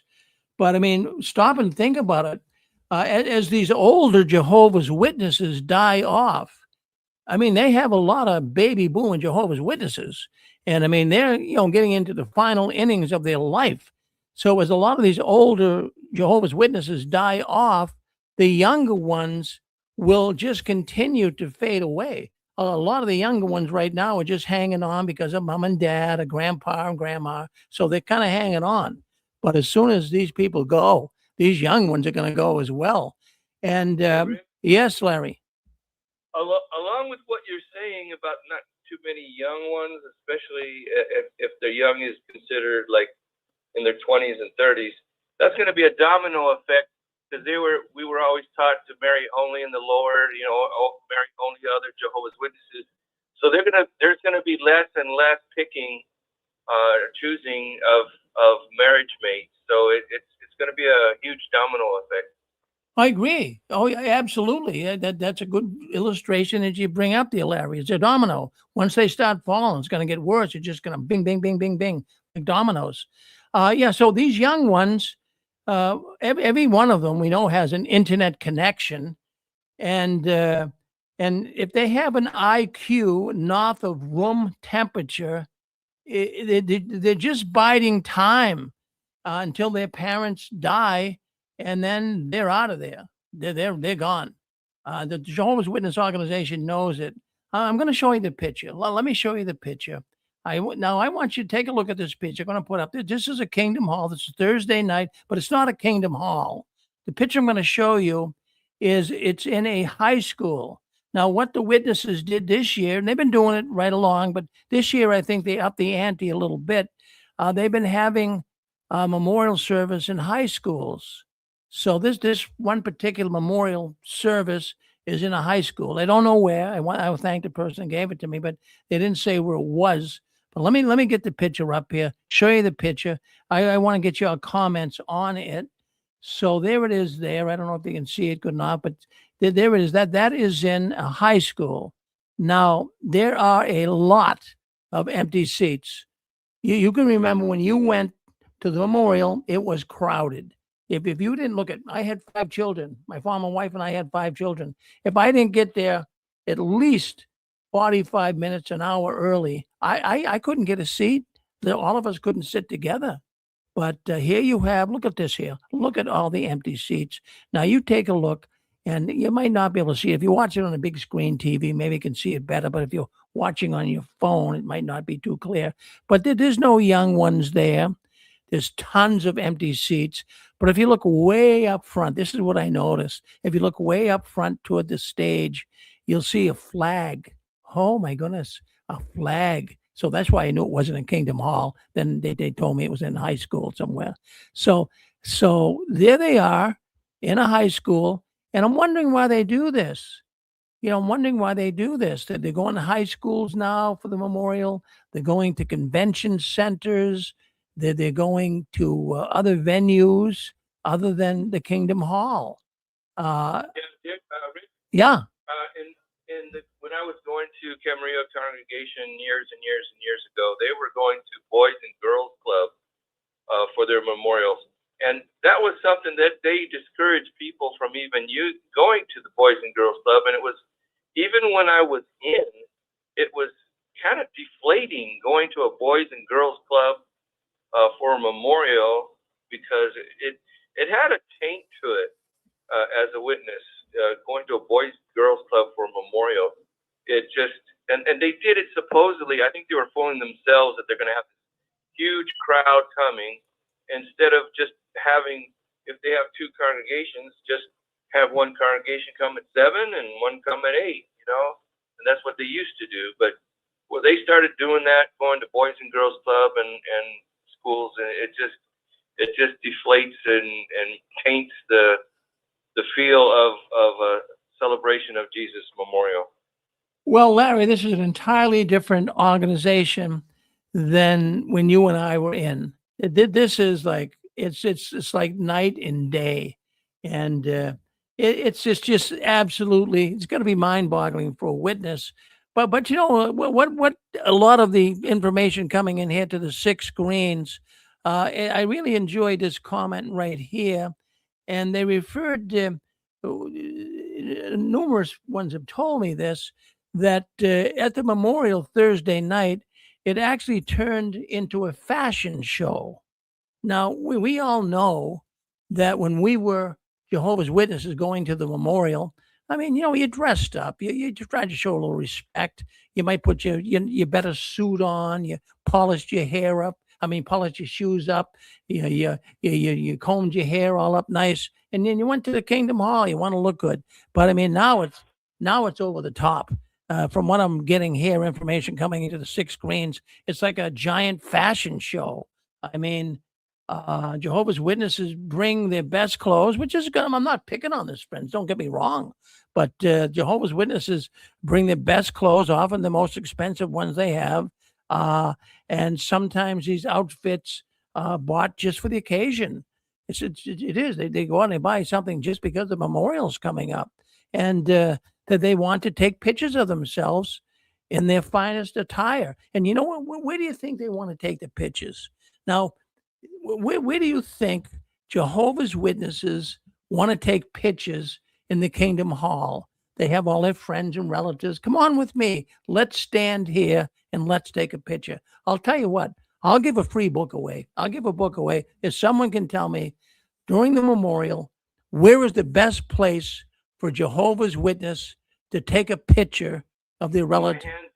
Go ahead, Larry. By the sign, jw.org. Ah, that's a good guess, but no, that's not it. No, that's not it. But that's a good guess. I have to tell you that. But there's a certain thing, and I got this here a lot, where the witnesses, because of cell phone, everyone's got a camera today. Let's face it. So you bring your long lost cousin to the memorial. So he shows up. Come on, cuz I want to take it down. Let's take a picture. Where is that picture going to be taken? Who wants to take a shot at it? Who wants to take a shot at it? Well, I'll give you the answer. In front, the table where they have the wine and the bread, right there, right in front of that table. So you got all these witnesses taking pictures of their relatives standing in front of the wine and bread table. Now, they don't even partake. They don't even take the bread and wine. Isn't that weird? But they make such a big deal out of it. I mean, that almost sounds satanic to me. It's a proper thing to do. I wouldn't think you'd draw attention to it. You bring them down there, take a picture of the relative in front of the wine and bread table, but you tell them, don't take it. Yeah. Here's the psychology of that, Rick. When you have a feast, like most people that do Thanksgiving dinner, they like to take pictures of the dinner itself. So this is their only celebration. This is the only thing that they can show something at a setting that's formal, and so that's why. Well, no, that's it. Well, I like that. I'll go with that, Larry. That it could be. I mean, people do strange things, but I thought that was really strange. You're going to make a big deal out of the wine and the bread and the table it's placed on, but at the same time you say, well, when this comes by, don't take it. It's like talk about mixed emotions. Well, what do I do? I mean, if yeah, go ahead. Yeah, they're elements. They're elements, not bread or wine. Yeah. Well, you're right, Dan. You ever used to call them elements? Yeah. My God. Yeah. Hey, I got a prediction. My prediction is this. I'm putting it out there. The memorial will be the next thing they change. The reason I say that is, I was online this week and I saw hundreds and hundreds of posts attacking the memorial on Facebook. And they were just showing it's demonic and they don't follow, Jesus said, everyone who follows me or loves me, keep doing this in remembrance of me. So that wouldn't be only the anointed.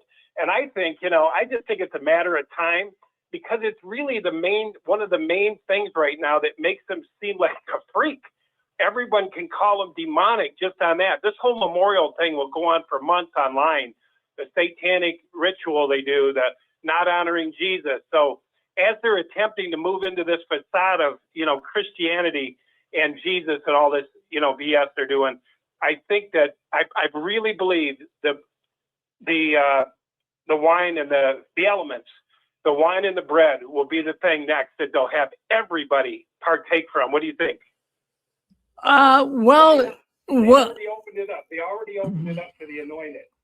So I would think they would figure out a way, just like they did. Well, Jehovah, is obviously bigger than what we thought, and the number's not quite there, But it's the thing that makes them the freakest. And I think if they want to continue, it's like the blood. That was a big one, and they did it. And so this is another big one, this communion. What do you think, Rick? Oh, well, I believe that you could be correct with that because I'm going to tell you something, Dan. How many Jehovah's Witnesses do you think partake secretively? A lot. A lot. A lot of people have it in their kitchen. They do. Well, Yeah, I do too. a lot of people go home from the memorial and they have it in their kitchen, like you say, Pixie, and they take it. And also, I'll tell you another thing. It was in the congregation right up in Lowell, Massachusetts, where I live. And there was a brother there, a young brother, and he felt like he should be partaking. I mean, he sees it in the New Testament. You know, you take this, take it and drink it and eat the bread. So what he would do is he would take it and run in the bathroom and do it there. He wouldn't take it in public. I mean, people do pretty strange things, but there's more and more. I'm going to go on the record here. I mean, don't take it to the bank and cash it, as I always say. But I would be willing to say that I would say 500,000. I would say 500,000 Jehovah's Witnesses secretly partake. I mean that.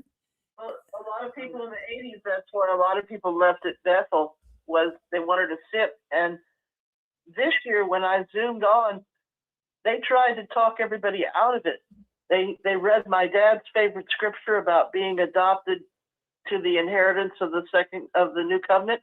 And then with the next breath, he says, well, adoption isn't natural. And he tried to talk the whole audience out of not doing it. Yep. No, it's crazy. Dick, what do you have to say? That's the next thing. Yeah. I agree. I think a lot of people are worshiping in their own way. I think they might even be doing some of their own Bible studies. And I think this is a natural progression of an organization that's redefining itself. And they're saying, hey, if they can redefine themselves, we can too. I want to say this, Rick.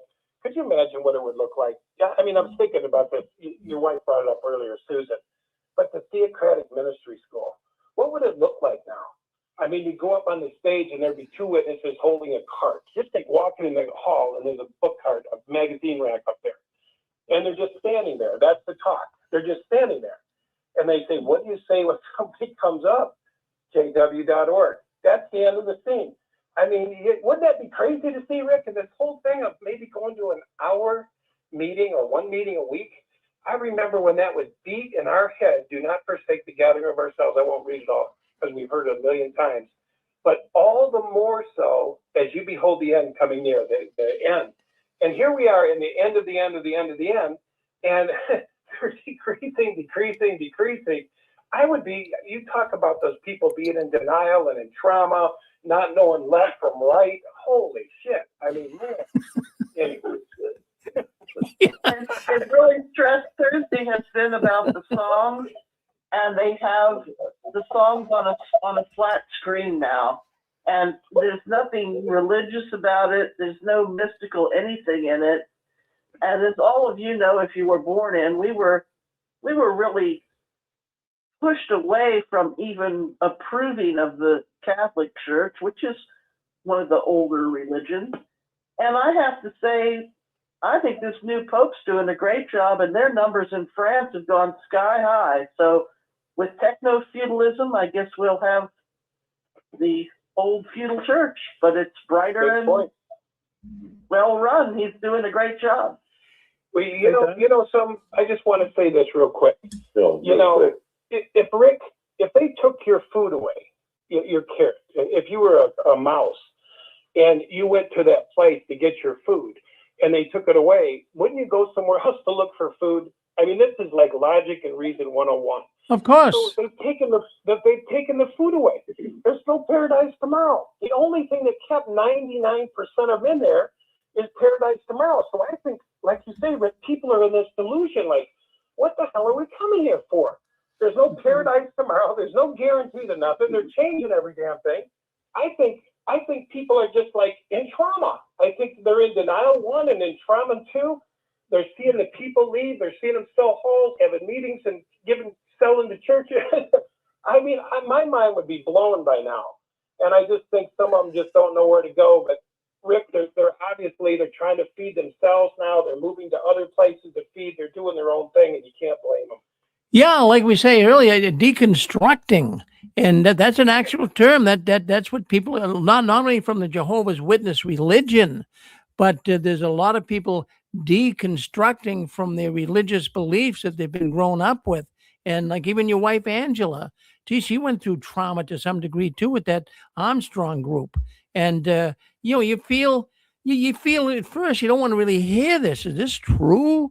But the more you look into it, and you can, so then it leads one thing to another. I can't believe what they're telling me anymore. You know, Rick, when they split off in that worldwide Church of God, they didn't give a damn about those people. Oh no. They just said, they split, meaning one of them became Christian and one of them were Old Testament, and they could care less.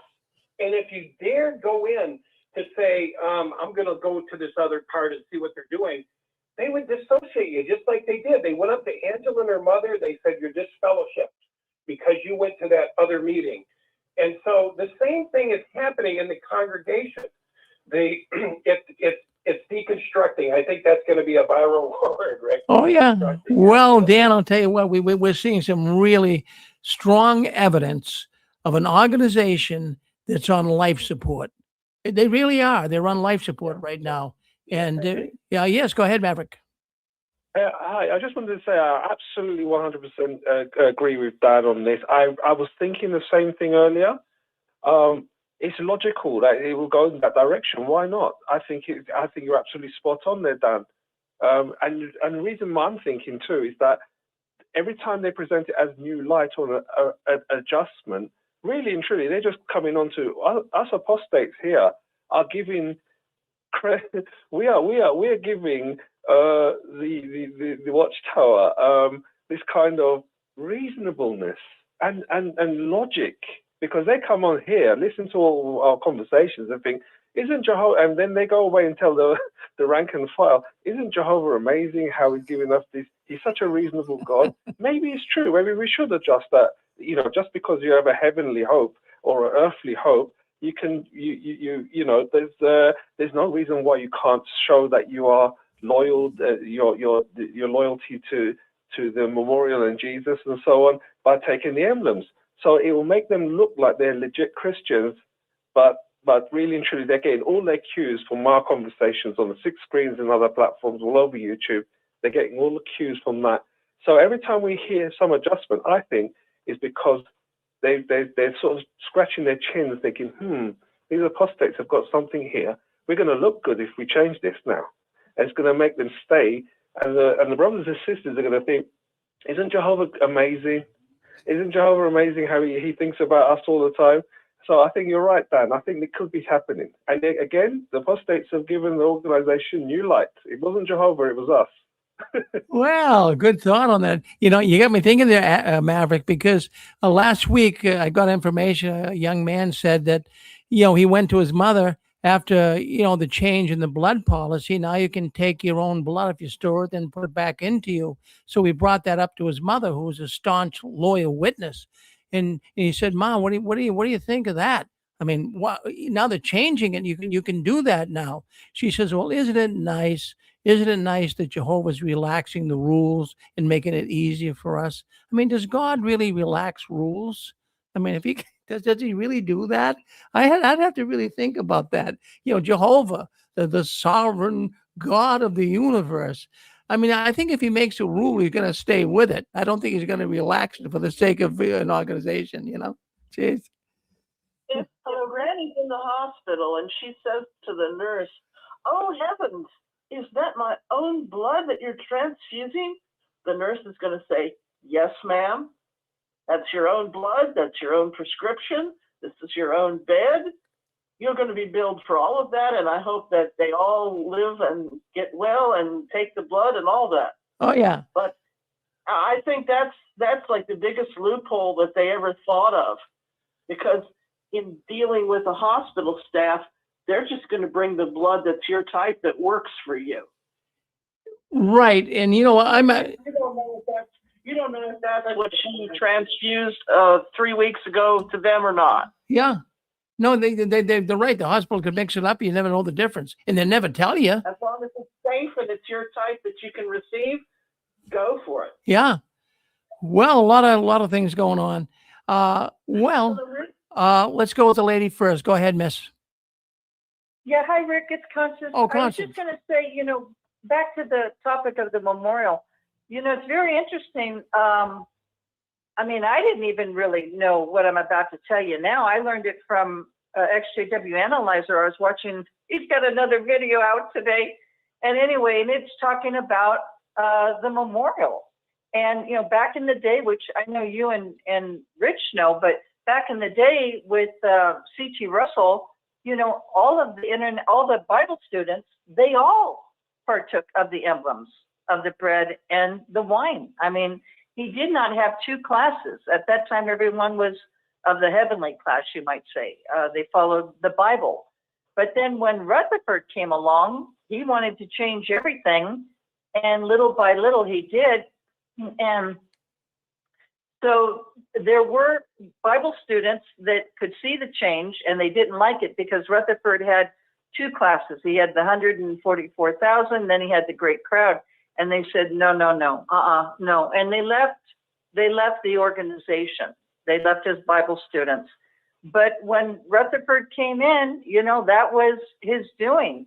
That no, there's two different classes. There's the anointed class of the 144,000, the heavenly class, and then there's the great crowd.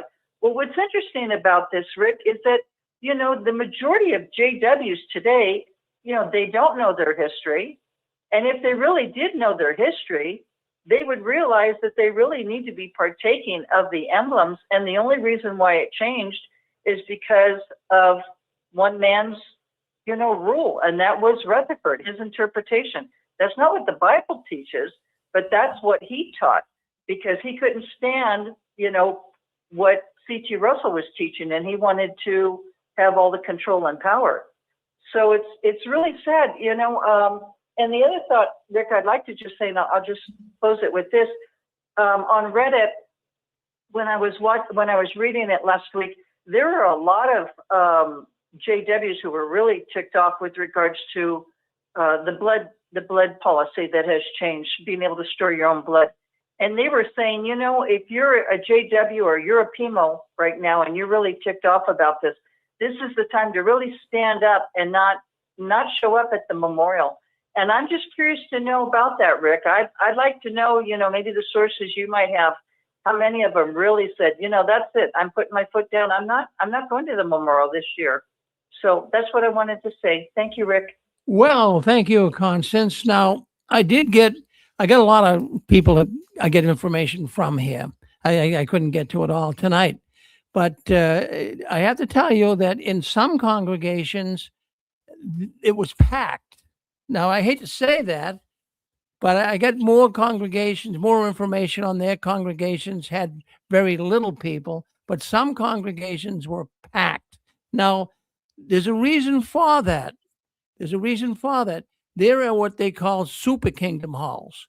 The area in which I live in, there is a super kingdom hall.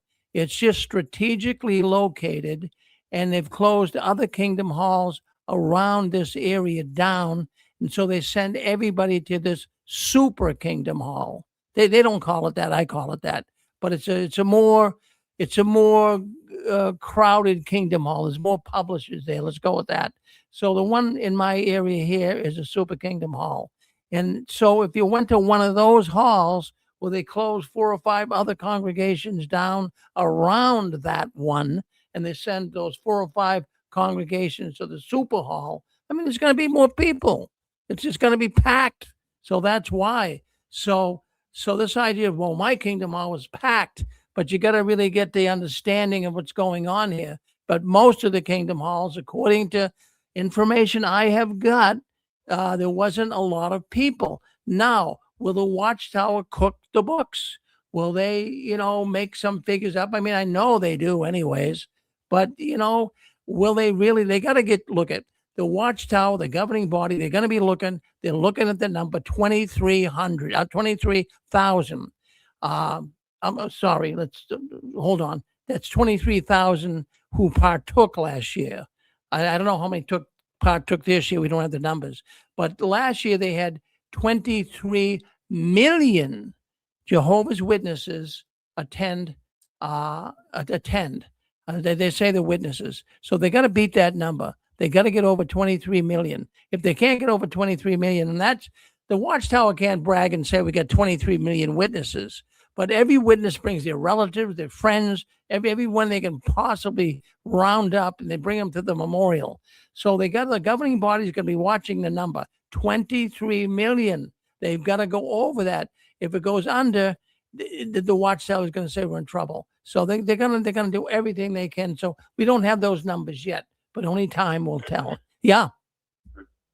Calling from South Carolina. Oh, yes. Keep in mind that a lot of people, and I know this for a fact, I know at least 10 people that did not attend the memorial because they were on Zoom. So when you see empty seats, those people could be the ones that are on Zoom. We don't know. I just want to put that in the equation. Well, thank you for saying it, because the Watchtower will really work with that understanding. If the attendance, in person is low, well, we had 6 million people listening in on Zoom. So, they can use that to their advantage, brother. Yeah. Yeah, my brother and my uncle and his family did not attend the memorial at the hall. They were at their home all together watching it on Zoom. So I'm sure if you multiply that by 10, as they say, then you can come up with a number. So when you see empty seats, yeah, it could be that they're on Zoom. So don't, be realistic in this. So the people that are not there could be at home watching it on Zoom. Well, thank you. Thank you. Yeah, give us a little more insight into it. Thank you. We had another brother on there. Go ahead. You run with us. Yeah. Can you hear me? We can hear you. Yep. Hey, Rick, this is Michael King. How you doing? Oh, Michael, doing good. Good to hear from you. Yep. Yeah, I was one who went to the memorial, and let me tell you why. Let me just give you a little background. Of course, I was born and raised in the organization, and I always felt funny passing that bread and wine in front of me and not doing anything. I didn't know why I felt funny doing that, but something was eerie about it. Well, as I became a Christian and really learned about that John 6:53, that we should be taking that. My father built a Kingdom Hall that I grew up in. And I wanted to set the record straight. I always felt like after I learned what was really happening, I was really denying the blood of Christ. I was really denying his free gift of life. And so I prayed to God and said, I just want to set the record straight. I want to go back to the Kingdom Hall that my father built and that I was raised in. And I want to partake and just set that record straight. So that's what I did. And this was a Creole hall. It wasn't even in English. I didn't realize it. They changed it into a Creole. So the brother met me at the door, and he realized that I was English, and he said, this is a different language. You might want to go to so-and-so. I said, no, my father built this hall, and I was born and raised here. I said, you see that ball field right across the street? I used to play ball there and then jump the fence and come here and go to the meeting. And I'm 74 now. I've had some health issues. I don't know how long I'm going to be around here. And I want to come to this hall, and I want to celebrate the memorial here. And you're welcome. Enjoy yourself today. So I went in, and exactly like what you said at the fashion show. I mean, these people were dressed in fact, this one lady came up to me to introduce herself, and it took my breath. And I have a beautiful wife, but this lady was gorgeous. And I said, "You are beautiful. Am I allowed to say that here?" She said, "Oh yeah, you can say that here." But so I sat down, and that lady, her husband was giving the talk, and she asked me to sit with her. So I did, and I sat with her, and then they passed the bread and wine, and I felt so good taking the bread and taking the wine. But it was amazing afterwards. It seemed like I became a rock star. These pictures, I sent you some pictures, by the way. Really, they wanted to take pictures with me. Hey, da da da. You can. Did you send me the pictures? Yeah, I sent you the pictures. There's his brother there. I sent you a couple pictures. What was it? In JW World News? I'll put them up right now. Is it in JW World News? Yeah, JW World News. Yeah, I sent them not just too long ago. I showed you the Kingdom Hall that my father built, and I showed you a lot of empty seats there too. Probably should have put a subject matter to it, but Anyway, I want to tell you, the people were very nice to me. And then we got to the end, and I started to walk out the door. We all took a picture together by the bread and wine, just like you said. Everybody came up at the end and took all a picture together. Sure, you want to take a picture? Yeah, I'll go up with you. We all took a picture together, and I started to walk out the door. And this brother said, "What congregation do you go to?" And I said, "Brother, I don't go to a congregation. I accepted Jesus Christ as my Lord and Savior. And today's the Passover. And today is the day he told me to take the bread and accept the free gift of life through his blood sacrifice. And this is the place where I decided to do it today." You could have heard a pin drop. That was the same brother that wanted the picture taken with me. And it was like I disappointed him completely. I said, and then I told him, I said, I grew up in this Kingdom Hall. I went to these meetings here. And I know you call it the truth. But I want to tell you, brother, that Jesus says in John 14:6 that he's the way, he's the truth, and he's the life. And nobody will come to Jehovah except through him. So I ask that you reach out for this and accept the sacrifice of Jesus Christ. It kind of took all the happiness out of the night, because everybody was just so happy and smiling. He went away with a disappointment. Later on the next day, I woke up and I had a message on my phone because I gave the lady my phone number. Her and her husband wanted my phone number, and sure, I gave it to them. And they wanted to call for a Bible study. And I took the time to write down my whole history of what I did. Go back to where I met actually Fred France, and I told him about the 1975 date. And you heard my story before. And I just read that. I just typed the whole story out to her and sent that to her. And then that was it. I've heard nothing back. But she says, "Thanks for sharing your story." That was about it. But the way in my heart, Rick, I felt I set the record straight. I set the record straight with my Lord and Savior. Hey, I denied you in that hall so many times. There's no record of me denying you now, because I went back to that hall and I took it. Wow. Well, that's quite the story. Now, get the pictures up here now. Mike, are you watching on YouTube now? Or? No. All right. Well, let me get some pictures up, and just take a second here. But thank you for sending those. I want the people to see it. So let's do that right now. Let's get them up. Okay. This might the one brother that's a little taller than me, that was the one guy who was so excited about getting a picture with me. And I felt like he was going to post it on Facebook, like here's one of the anointed, that's what I kind of felt like. And but I want to tell you, they all treated me with respect. I will say that until I quoted the Bible. Of course, when you quote the Bible to a Jehovah's Witness, that's kind of like kiss of death. Yeah. Well, here's a picture right now. We got a picture here. There you are, and you are there with an older man. He has a mustache, white hair. Who is he? That's me, Rick. Come on. you were joking, weren't you? You're busting my chops already. I'm just kidding you.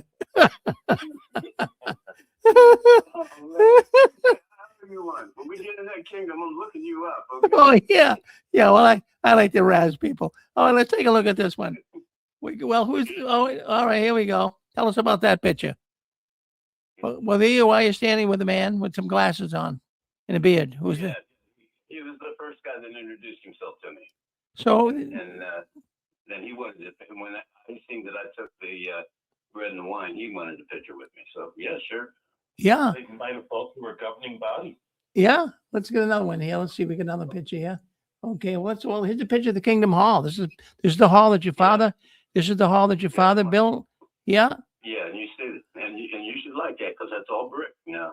Well, they're boy, that's a good looking hall. Now that wasn't. Yeah. That doesn't look like a quick build to me. No, that wasn't a quick build. Yeah, that was in the neighborhood I grew up with. I don't know if I sent you the picture of the field across the street, but there used to be baseball diamonds across the street. Yeah, I don't have that picture, but yeah, you played ball there, and boy, that's a good looking Kingdom Hall though. And they have the jw.org sign out there as well. Yep. And they remodeled that about 10 years ago. They had it on another little site. So how many people were there, Mike? Would you say it was crowded? No, it was no, yeah. I would say maybe at the most 40, 45 people at the most, and that hall used to hold about 250. Wow. Yeah. So did you get goosebumps? I mean, you wanted to go there basically because you wanted to see the hall, but I mean, you must have had, well, when they passed the bread and the wine, people are going to be looking at you and you're going to look like, wow, who's this guy? Did you have to think about it or you did it kind of naturally? No, you know me better than that. Yeah. That stuff don't bother me. Yeah. I pray to God. This is what I'm going to do. That's what I do. Yeah. I don't care what people. Oh, good for you. Good for you, Mike. Well, yeah, I like your style. Yeah, you're not gonna let these guys rattle your cage. No. I'll say one thing. When they did the music, I looked over to the side where my mother used to sit all the time. My mother was a great singer, and I could almost hear her voice singing. Wow. And I looked outside, and I just see my father out there working when I started to walk in. And I looked out over the field where I played ball. They let me play ball as long as I went to the meeting. So I played ball and I jumped the fence and went into the Kingdom Hall. So. Well, boy, that's amazing. Well, thank you for sending those pictures. That's really nice. The people are enjoying it too. Yeah, it's well, I don't know what it is, but we all have this. Well, I say a fascination, a fetish, an obsession. Call it what we want, but we still, we're still connected to some degree to the witness world, and we had a lot of good friends, and we had some good memories. They weren't all bad, but it's sad. It is really sad to see something that one time we really thought was so wonderful turned out to be the way it is. Terrible, isn't it? Huh? Yeah. I will say, Rick, I was putting my arm around the brothers and everything. I was hugging them, and and that was genuine for me. It wasn't no funny. I loved the people, and they showed love towards me. I will say that. And I told and when I wrote to the lady to tell her my whole story, at the end I told her, I said, I still consider Jehovah's Witnesses my brothers and sisters, but I don't go along with the top of the organization. And but I've always loved my brothers and sisters. I had a good time when I was in the organization. Well, that is so good that you had to, that it was better going like that than, in their face. You guys are so dead wrong. You did it very diplomatically, Mike, and that's the way I'd expect you to do something. You're a gentleman. You're a gentleman. Oh, thank you. Thank you. You just called me an old man. Now you call me a gentleman. I'm just kidding with you. All right. You're a good man, Mike. Love y'all, and send me your address because I got that picture from Paul and Hill for you. All right. Well, thank you. Thank you. I'll do that. Thank you, Michael. Well, that's Michael King. Boy, I tell you, if you ever heard his story, he's a former Jehovah's Witness. Boy, I'll tell you what, friends, we get to talk to so many people, and everyone has a story to tell about being in the Watchtower, right? But you have one too. We all have one. And if you have a story to tell about being in the Watchtower and like to tell that story tomorrow, we have 6 Screen Sunday tomorrow, and that's going to start at 1 o'clock. And we have a program. Now, look at tomorrow is Easter, and we wish everyone a very happy Easter. And we call it Resurrection Day. And that's a very important day in the world of Christianity.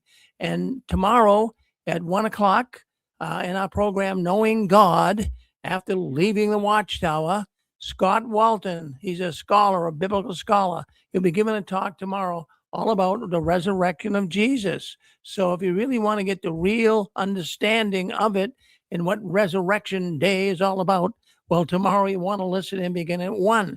Now, at 2 o'clock, if you would like to tell your story of being involved with the Watchtower, come into Anne Marie's program. And her program is Ex-Jehovah's Witnesses share their story of being in the Watchtower. So she'll give you an opportunity to talk upwards of an hour if you want, all about how you feel and how you were treated and what your position is now since you left the Watchtower. Then at 3 o'clock, we do our JW World News Sunday edition. 4 o'clock, we have the Christian Court Wow, what a program that is. It's taken off. It's the only program on the Six Screens Tele-Network that we ever had out of 194 different programs. The Christian Court's the only one that's crossing over. It's going into the Christian world. A lot of Christians are listening in, not just ex-Jehovah's Witnesses. And what the Christian Court's all about, in the world of Christianity, people have peculiar questions. And in the world of Christianity, there can be different answers, not like the Watchtower. So we answer peculiar Christian questions tomorrow on the Christian Court. And then our last program of the weekend, Jay Hess. Well, he at one time was associated with the writing department of the Watchtower. He has a program on the Six Screens tomorrow at 3:00. Now, if you enjoy theology, scriptures, the Bible, you like to talk about things that you've read about, well, you want to come in, talk to Jay. He has any question you want to ask him, he'll answer it. Jay has tomorrow on the Six Screens, 5:00 Eastern Time.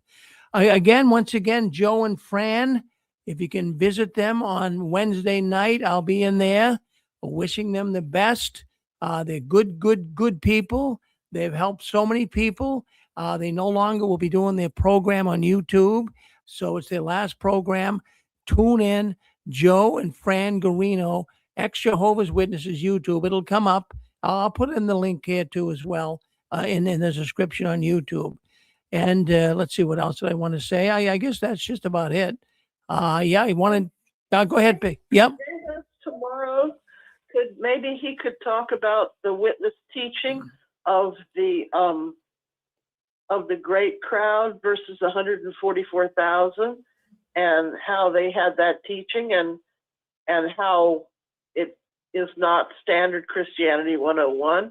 But since he was in the writing department, he could show the scriptures that they used to do, and then how Christians should do. Well, that's a good, bring that up tomorrow. In fact, Pixie, come in and tell him that, and he'll love to hear from you. And the other thing too, I'm glad you bring that up. Jay Hess, he was associated, like I say, with the Watchtower writing department. He's out of it now. He's an ex-witness, but he's a scholar now, a Bible scholar. But let me just say this about Jay. Jay, do you remember the Trinity booklet that we had as Jehovah's Witnesses? Well, he was involved in that. And what they did is they had him, because he was pretty knowledgeable with the scriptures and being a witness, a staunch witness at the time, they had him working on the Trinity brochure. And as he was going through research and studying it and, looking up everything he possibly could on the Trinity, he started to say, there's something to this Christian teaching. The Watchtower might have it wrong. So they didn't like that. They didn't like that at all. So consequently, he's not a Jehovah's Witness anymore, but he has a program here on the Six Screens. And if you enjoy scripture, and many people do, some people don't, well, we all understand that, but I find it fascinating. I want to learn as much as I can. My goodness gracious, why not? There's only two roads to life. You can get on this road, you can get on that road. Why don't you get on a road that at least gives you some hope? That's what I feel. The other road, no hope. This road has a lot of hope. Well, folks, I want to thank you all for coming into the Six Screens tonight.